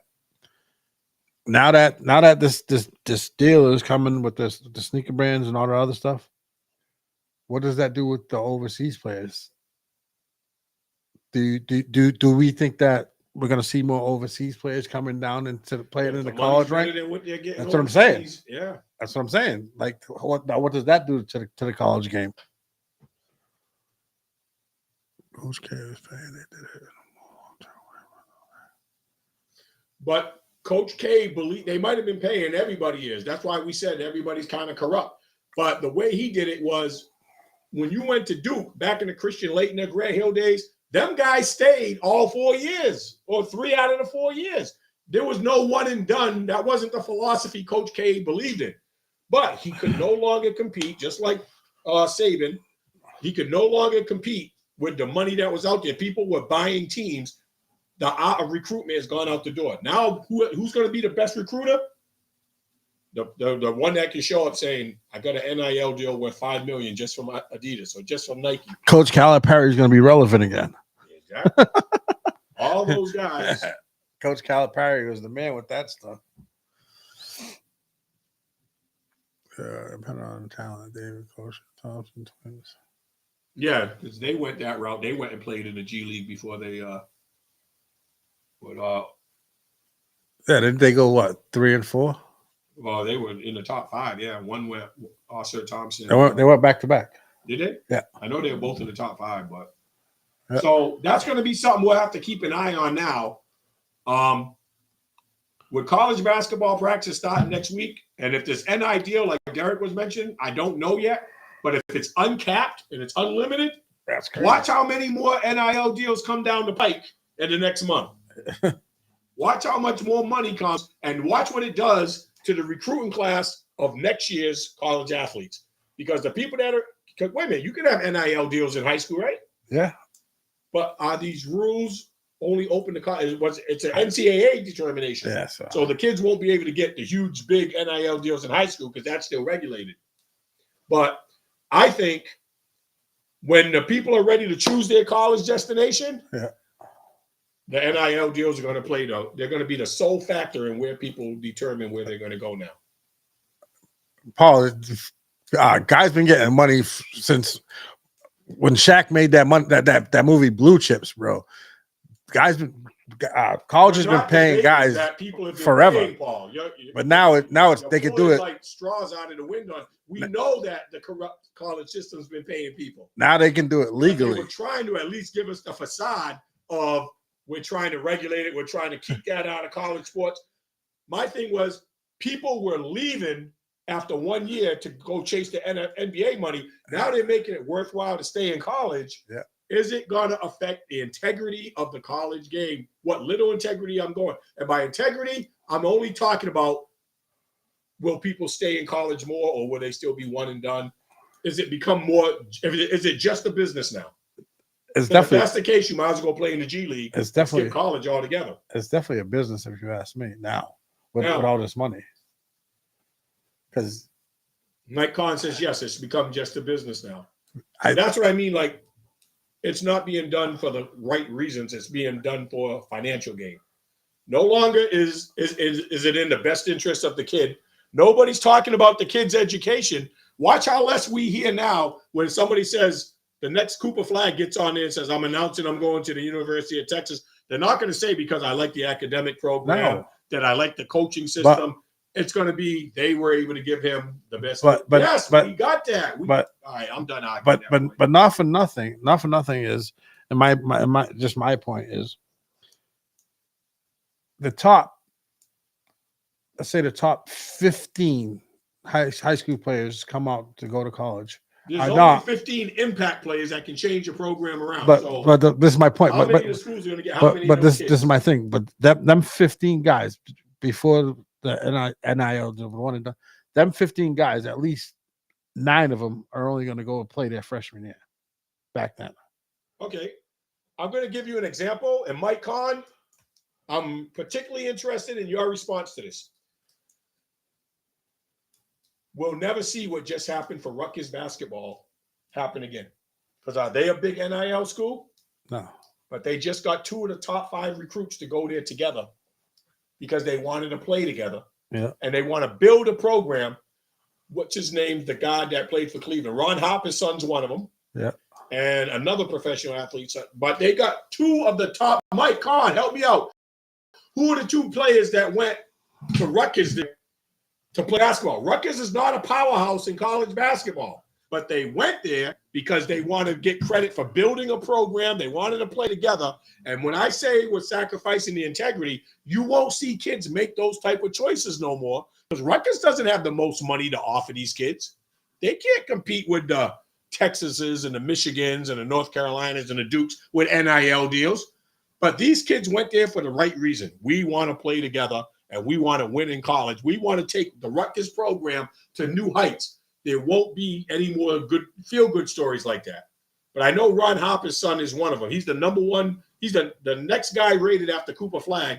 And then like the number 3 or number 4 guy also went to Rutgers. And I just say those days are over. We won't see a team like Rutgers be able to get 2 top 5 recruits anymore. Unless these guys build that program so big that the NIL people run to Rutgers now saying, oh, they're going to be a big player in the game. But I don't ever remember Rutgers being a major player on a top 10 level like they'll be this year. Dylan Harper from Men's Bosco. basketball, Paul, if you do your homework and you look at the 2 kids they recruited, Dylan Harper you won't be asking questions like that. and Arius Ace Bailey. Ace Bailey, that's the other guy. So they got 2 of the top basketball players to their program this year at a non-dominant basketball school. They got more than 2. They got the 2 of the top 5. That's my point. Why you guys are getting off topic with that? My whole point is they got 2 of the top 5 without being a predominantly dominant program. Did you say Steve Kyle Hobbs? You know who recruited them, Steve? Kyle Hobbs, who is now with Georgia Tech. Kyle Hobbs was at Rutgers, Mike. He's the one that recruited him to Rutgers. Because I know Ron Harper had a lot of say in his son going to Rutgers. Well, so Mike, was Kyle Hobbs, he left Rutgers this year? Okay. Do you know who the coach at Rutgers is? They still got the same coach from last year, no doubt. Okay, Paul, once again, I said they're going to be relevant. I said they're going to be a top 10 team. Stop jumping to conclusions for the sake of just wanting to argue with somebody. I'm saying they'll be relevant for the 5th time. Rutgers, who was never a top 20 team, will be relevant. Watch when the season starts. I'm going to call you out on this. And I'm Derek, Mike Kahn, Brian, all be witnesses. When Rutgers is ranked in the top 10 this year. Steve Piccial. I don't even know who that is. Brandon Knight is an assistant coach. So Brandon Knight, former player. Associate head coach. Assistant coach TJ Thompson. Those guys. Assistant coach Marlon Williams. I said there'll be a contender to win a championship. There'll be one of the top 10 teams that can say, I have a chance to elevate that school to championship potential. Just keep an eye on Rutgers this year, Mr. Know-It-All. Charles Steven. Yeah. Steven, Derek's line. Steven, just relax. Yeah. But He did not say championship. we're not going to be able. We're not going to be able to go back to this conversation about Rutgers basketball for 2 months because it's going to be. We're going to have. It's going to take till January before they get into the meat and potatoes. They might be involved. They might be involved in some big tournaments. They might go to the Maui Classic. They're going to make a splash before Christmas. They're going to be in some high-profile tournaments that they were never invited in based off Ace Bailey and Ron Harper's son. Dylan Hopper. Dylan Hopper, who they said was the next best player after Cooper Flag. He's that good of a player, and so is Ace Bailey. Ace Bailey was ranked number 3 Yeah, coming out of high school. yeah, but they were both ranked in the top 5. That's what I was saying. So how do you get 2 top 5 people who didn't go there for NIL deals? They went there because they want to build a program. They formed a friendship on the Nike circuit growing up. They want to play together. Yep. They're going there for the right reasons. Kyle works. Oh, yeah, David Stoudemire is the coach at Georgia Tech because he just left somewhere. He left the Celtics job to go there. Yeah. So Last year. yeah, so Kyle Hobbs is working with David Stoudemire. Yep. Right. All right. I don't doubt it, Mike. You're right. You're right. I forgot that David Stoudemire was even there. So I'm surprised Kyle Hobbs left. Well, he's probably more money because there are more high profile. Georgia Tech's ACC, right? Are they still in the ACC? Yeah, they're still in the ACC.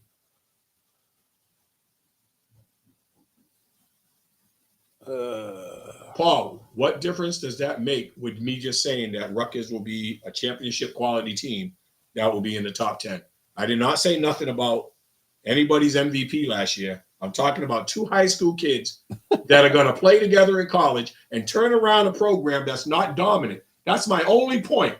And for the sake of argument, you keep going off topic to try to win an argument. It's not relevant to what I'm asking you.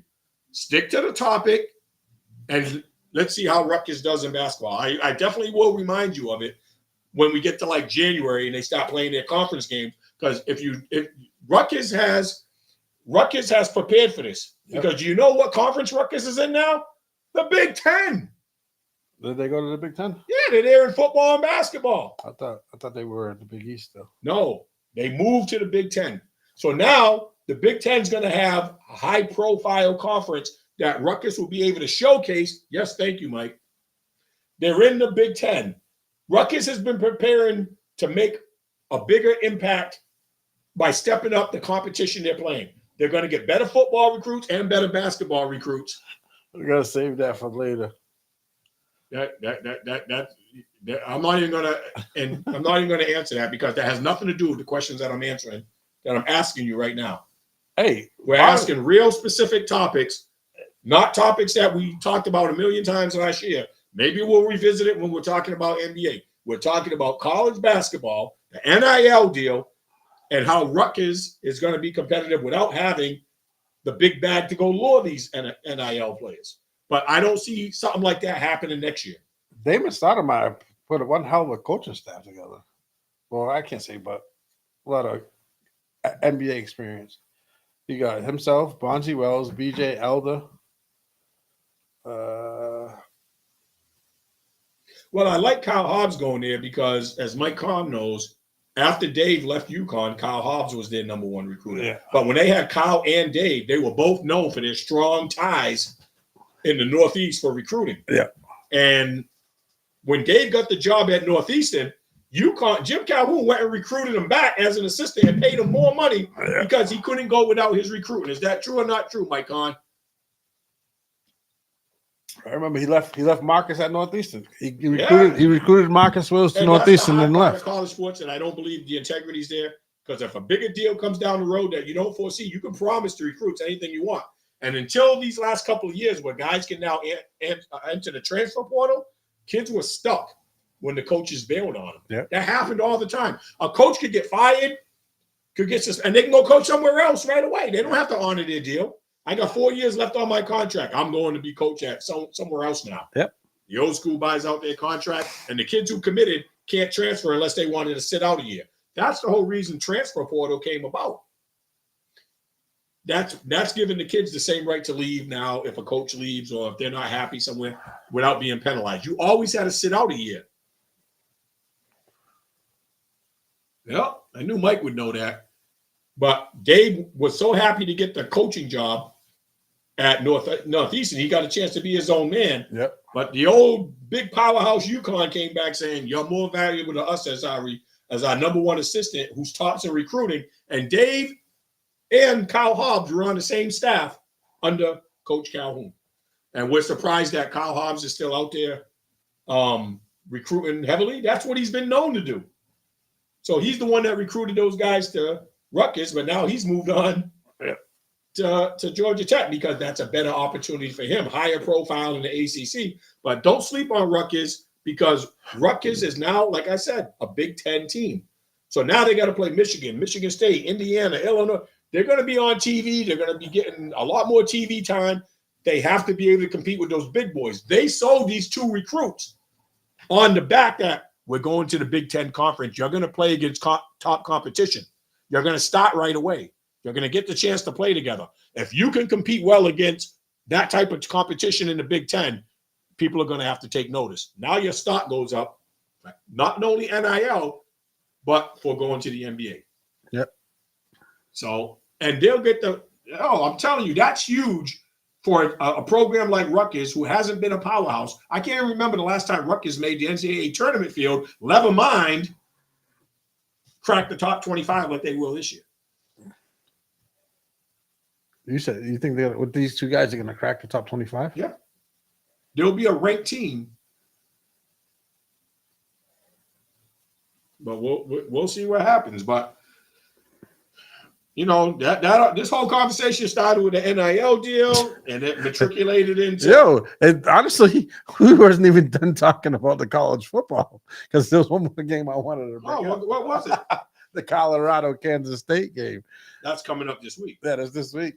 Kansas State's only lost one game, right? Colorado's lost one game too, as well. Well, I was impressed with one victory by Colorado when they went on the road to UCF. Yeah.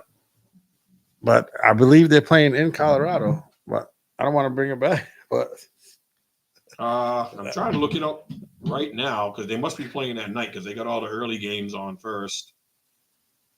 State and Oregon at 7:30. LSU and Mississippi is going to be 9 versus 13. It's at Colorado, and it's at 10:15. And it's a 3.5 point spread. Yeah. KSU is favored by 3.5.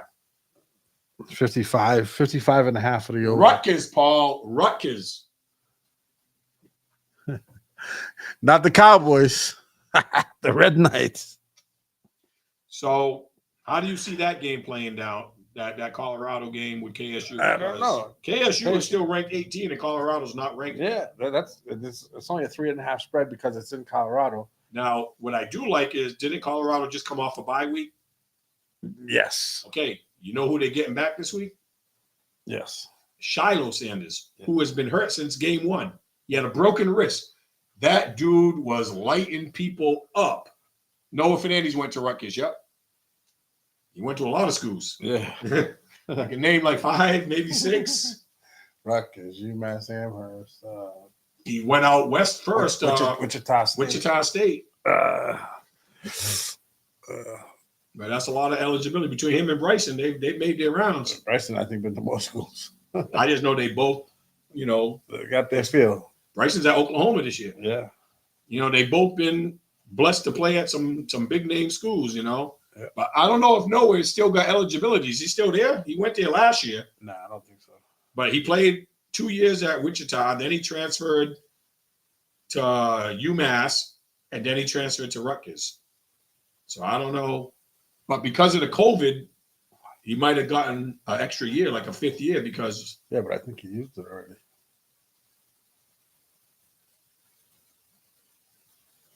Okay, what does that have to do with Noah? With Noah being your nephew, have to do with top 25? Mike Kahn, is that talking about the eligibility of Noah? Is he still there? Is that what you're replying to? When I just looked at the roster, he wasn't on there. Yeah, he's not listed on this year's roster, so he must have used up his eligibility. See, like Bryson, Syracuse, PC, Fairfield, and Oklahoma. Oklahoma. But he was at Providence for 2 years. Providence. Was it 2? Yeah. And then he wasn't getting the playing time. But he got He was hoping. He got hurt. He got hurt last year. So he might have got a medical exemption. Medical, and then And he plus might the have been COVID. there Yeah. right when COVID. He Yeah, might he have got been a a COVID. freshman when COVID. He got a COVID. Yeah. So a lot of people got granted 50th year because of COVID, or he did get hurt. But But he did get hurt. I remember. all right. So you think KSU is gonna pull it off against Oklahoma, against Colorado? Or is Colorado- I think so, but I'm gonna be rooting for Colorado. I like their gameplay. I like the way they. I'm gonna root for Colorado because I can't help not rooting for Dion, and I love Travis Hunter. Yeah, I'm a Travis Hunter fan. this year. And you know something? I respect what he does. He was recruited as a number 1 defensive back. Well, was originally committed to Florida State. because he liked Dion. So he wanted to go to Florida State for that reason. Yeah. But to also become one of the best wide receivers in the country, to play 185 snaps a game, he's on every play with no, you know what type of shape you have to be in? What type of pounding you're putting your body through? His only rest is special teams. But with all that set aside, one of the best defensive backs, one of the best wide receivers. What was the other thing I was being a two-way player and playing all those snaps. The most impressive thing about him is he's a 4.4 grade point average national scholar athlete. Nobody talks about that. Yep. The dude is killing it in every aspect of life. He's the epitome of the type of person, student athlete. He put student athletes' name back together again because a lot of people are just becoming athletes right now. And with these one and dones and NIL deals, the emphasis is not on student. Travis Hunter has been excelling in offense, defense, and being a student athlete. That's why he's my favorite athlete. He's my favorite student athlete in college sports because he does it in the classroom and he does it on both sides of the field like no other player I've ever seen. Yeah. But they do get Shiloh Sanders back, who I didn't realize got hurt way back in week 1. He broke his wrist. I remember him coming out the game, but I thought it was week 2 or week 3. I think He missed 3 weeks in a row. Yeah. And then they had a bye week. So they get him back on defense, which is crazy. Was Travis Hunter nicked up or did somebody get nicked up their last game for Colorado? I'm not positive. Maybe No. it was another defensive player, but I thought somebody had to leave the game for injury. Somebody that's a contributing player on their team. Somebody that does, somebody they depend on. But with that week off, my point is they had more time to recover. They should be healthy. They're getting Shiloh Sanders back. Yeah. I'd like to see what they did if they got him some time to throw the ball. To me, it reminds me of the Jacoby Brissett situation in New England. It doesn't matter who you put in if you don't have time to throw. Shador's doing what Shador does because, one, he has a Travis Hunter to be his go-to guy, and because of his athletic ability to extend plays. But if you put that guy behind Alabama's line, I think we see an uptick in play, and there's no question, nobody questioning his talent. No, he can make every throw. He's proved that he can make every throw. Yeah, but I think people are souring on him because he's under duress the whole time. And they don't have a running game. They don't have an offensive line. They tried to improve it a little bit this year, but it's slightly better than last year, but it's not above average. But I don't know. What else? Oh, you know what I wanted to talk about before we wrap it up? What's going on with MLB playoffs? Are we seeing some surprises? So, but Detroit, the Detroit Tigers are surprising everybody right now. Their ace is basically taking offenses out of the game. I think he pitches next because they're on the brink. Aren't they down? Detroit? Nah, Detroit's about to run it. It's Kansas City that's down. Kansas City lost to the Yankees. They're down 2-1. Yep. Detroit's up 2-1. Yep. Now, in that Detroit, the pitching has been off the hook. Yes, sir. Whereas in the rest of the both National League and American League, the offenses have stepped up. Right. I haven't seen as many pitching gems. Definitely not in the San Diego and Dodgers series. The Dodgers stepped up yesterday. Definitely not in the Yankees and Kansas City. The Yankees offense has been carrying them. We haven't seen as many pitching gems. What about the Mets? The Mets, the offense, They and they've been getting they closed pitching out. games that were decent from people we didn't expect. They already closed out. Yeah, Philly always. I don't know what to think of them in the playoffs. I always think they're one of the better teams, and they always bow out, before they should. But the Braves and the Dodgers were doing that the last couple of years too. The Dodgers are close to doing that right now. Well, I think the Padres are one game ahead of. It's tied now, 2-2. Oh, it's tied 2-2. Yep. And that. That I don't game, know why I thought these series, tomorrow. the second rounds, were always best. I out thought it of was seven. They were 7-2. only Best out of 5. I thought it was I was 7-2. like, I could have sworn the But last 2 rounds were I best guess- out of 7. I guess that was only basketball that switched that. So, is there any one series, and we'll include the Mets Philly series? Everybody that played in this round, what series fascinated you the most? Which one did you enjoy the most? As a fan watching, Yeah, Dodgers Padres. yeah. And to me, it's because the way Fernando Tatis has stepped up his play. He was hurt. And He's if you hurt. don't He's hurt. remember, He's hurt a lot. I had him in fantasy. He was out. There's 162 games. Yo, he was out at least 100 of the games. Yeah.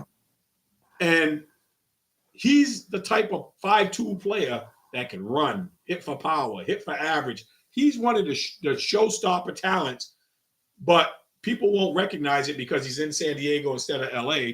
And he was hurt a lot this year, and he was on PED suspension the year before. So 2 years in a row, we didn't see a lot of him. I want to see him play the whole season to see what type of stats he puts up, because somebody put up that if he played the full season, that he would have had stats comparable to Ohtani and Judge. I don't know about that. He was on pace. But, He's younger than both those guys. yeah. But he's a true talent that's at the top of the food chain. I just don't think he gets his proper respect because of the PED controversy.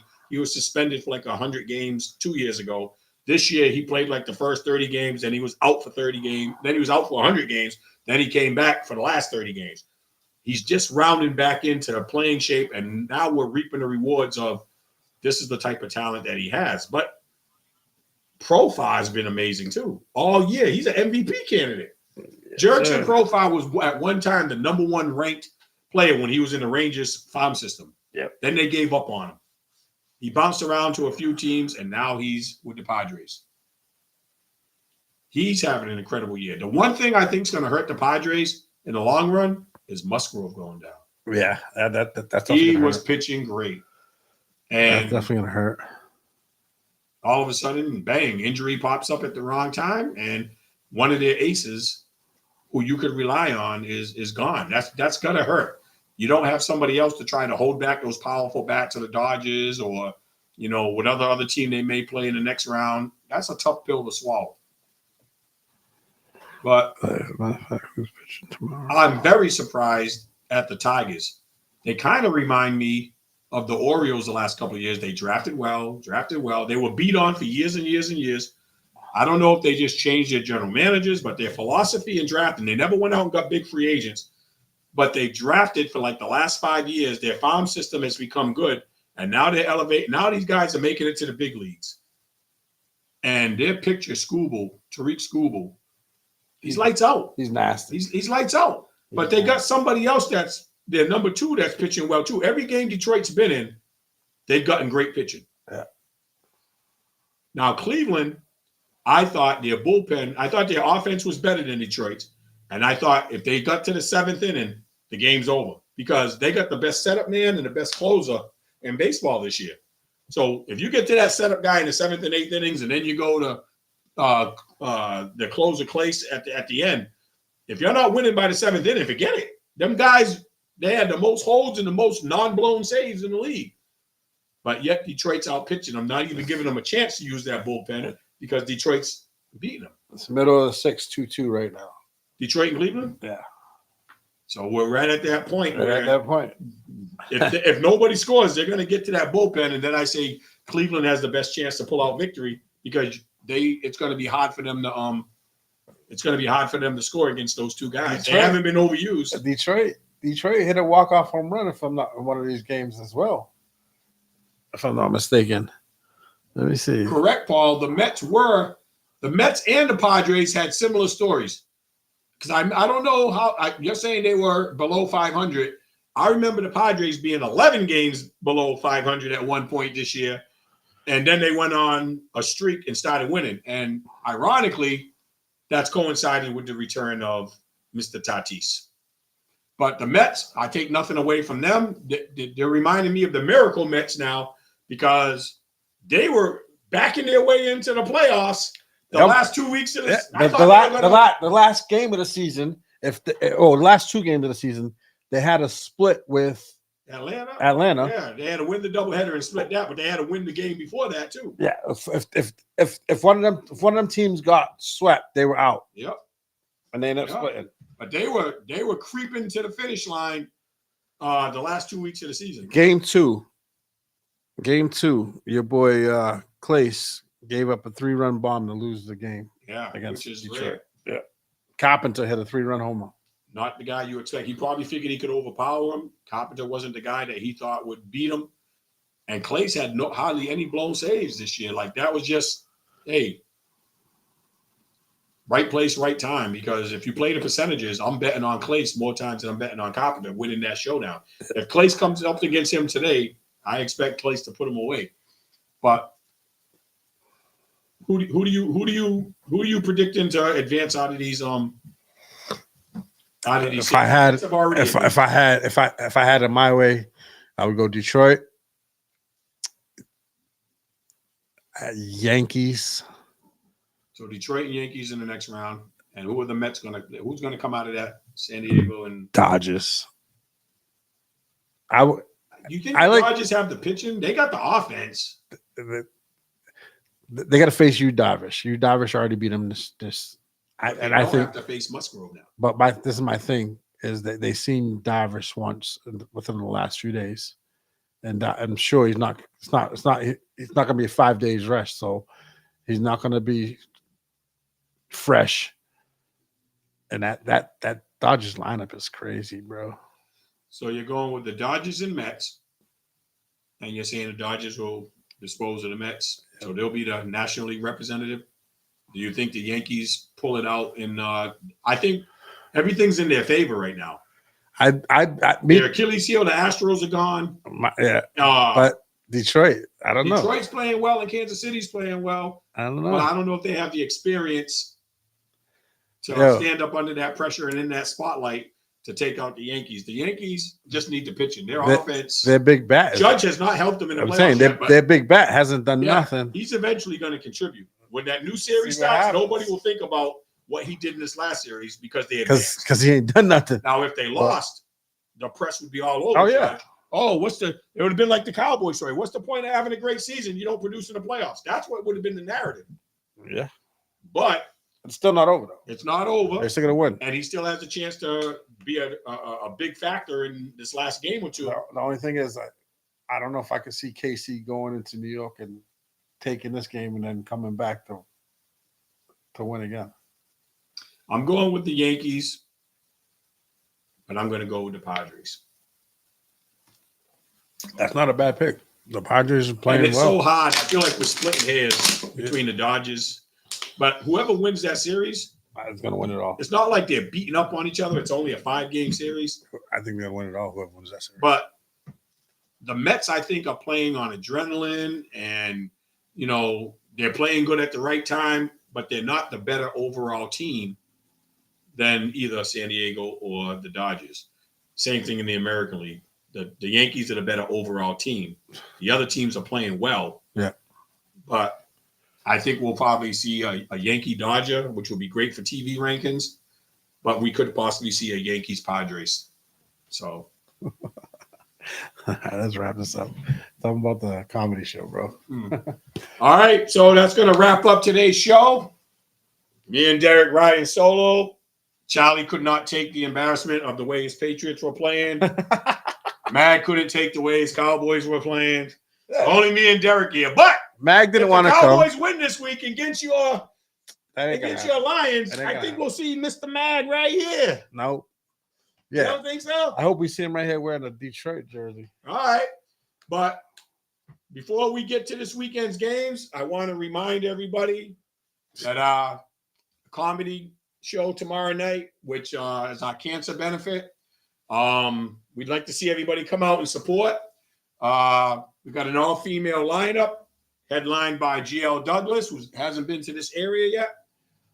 Our girl Stephanie K, who's been here at White's and at this venue, and everybody knows what she's capable of. And our girl that hosted last year, and she's been on quite a few of our shows as well, Mika Jean. So we have a high-powered all-female lineup. Do not sleep on the lineup because you see it's all ladies. These girls are killers. They're stage killers. Each one of them in their own right is a headliner. The combination of these three together is going to be something special. But what I'm more concerned about is we get to show love and respect for our fellow family and friends that are going through that daily battle with cancer. And we just want to put a smile on their face, for a few hours and let them know we're in their corner, we're thinking about them, we're rooting about them. So we've got tickets out there that have been generously donated by Newbie Cleaners with Brittany Ganetto, Margarita Graham and the crew down at Reliable Bus Lines. Also, who else has donated tickets? I'm missing somebody, and it's embarrassing me because I don't have it written down. But we've had a number of our donors sponsor tickets so that it would make it possible for people who might not be getting out as much as they could because finances might be a little down because they're spending so much on, their health these days. It's tough. So if you haven't already made arrangements, please go online to WNB1.com. If you can't go, buy a ticket and just let us know you're donating it to somebody who would really deserve it. You don't have to be a major corporation in order to, David Bennett was the other sponsor. His construction company is escaping me right now, but David Bennett, who supports every show, the first one to step up and buy a table, whether he's there or not, which he's usually there all the time. He's also sponsoring a pair of tickets, to help, support our cause. It's not too late. You can contact Brian. You can contact myself, anybody at the radio station. Go online to WNB1.com or inbox Brian or myself, and we'll make sure that we, get in touch. We got a lot of other people we'd like to donate, but we also have to, pay the bills for doing this show. So we need some people to buy tickets, but we'd like to get a few more people there. We're willing to match whatever's donated. Buy one ticket, buy a pair of tickets. WNB1 Radio will donate whatever is sponsored, and hopefully see everybody at the Whaler Inn and Suites tomorrow night. Doors open at 8. We'll have food there being served. The open bar. Come down and have a good time. The show will be great. It's not open bars. The bar is open. Yeah, the bar is open. Yep, there's a cash bar there. Derek's not, sponsoring everybody's drinks. No. All right, bro. But all right. Thanks for everybody. We had some spirited conversations today. Appreciate the interaction. Me and Derek were glad to have you guys here, and we look forward to seeing you guys next week. Mr. Miranda, you better be around next week. And do your homework on Rutgers. You better be around next week, sir. Peace.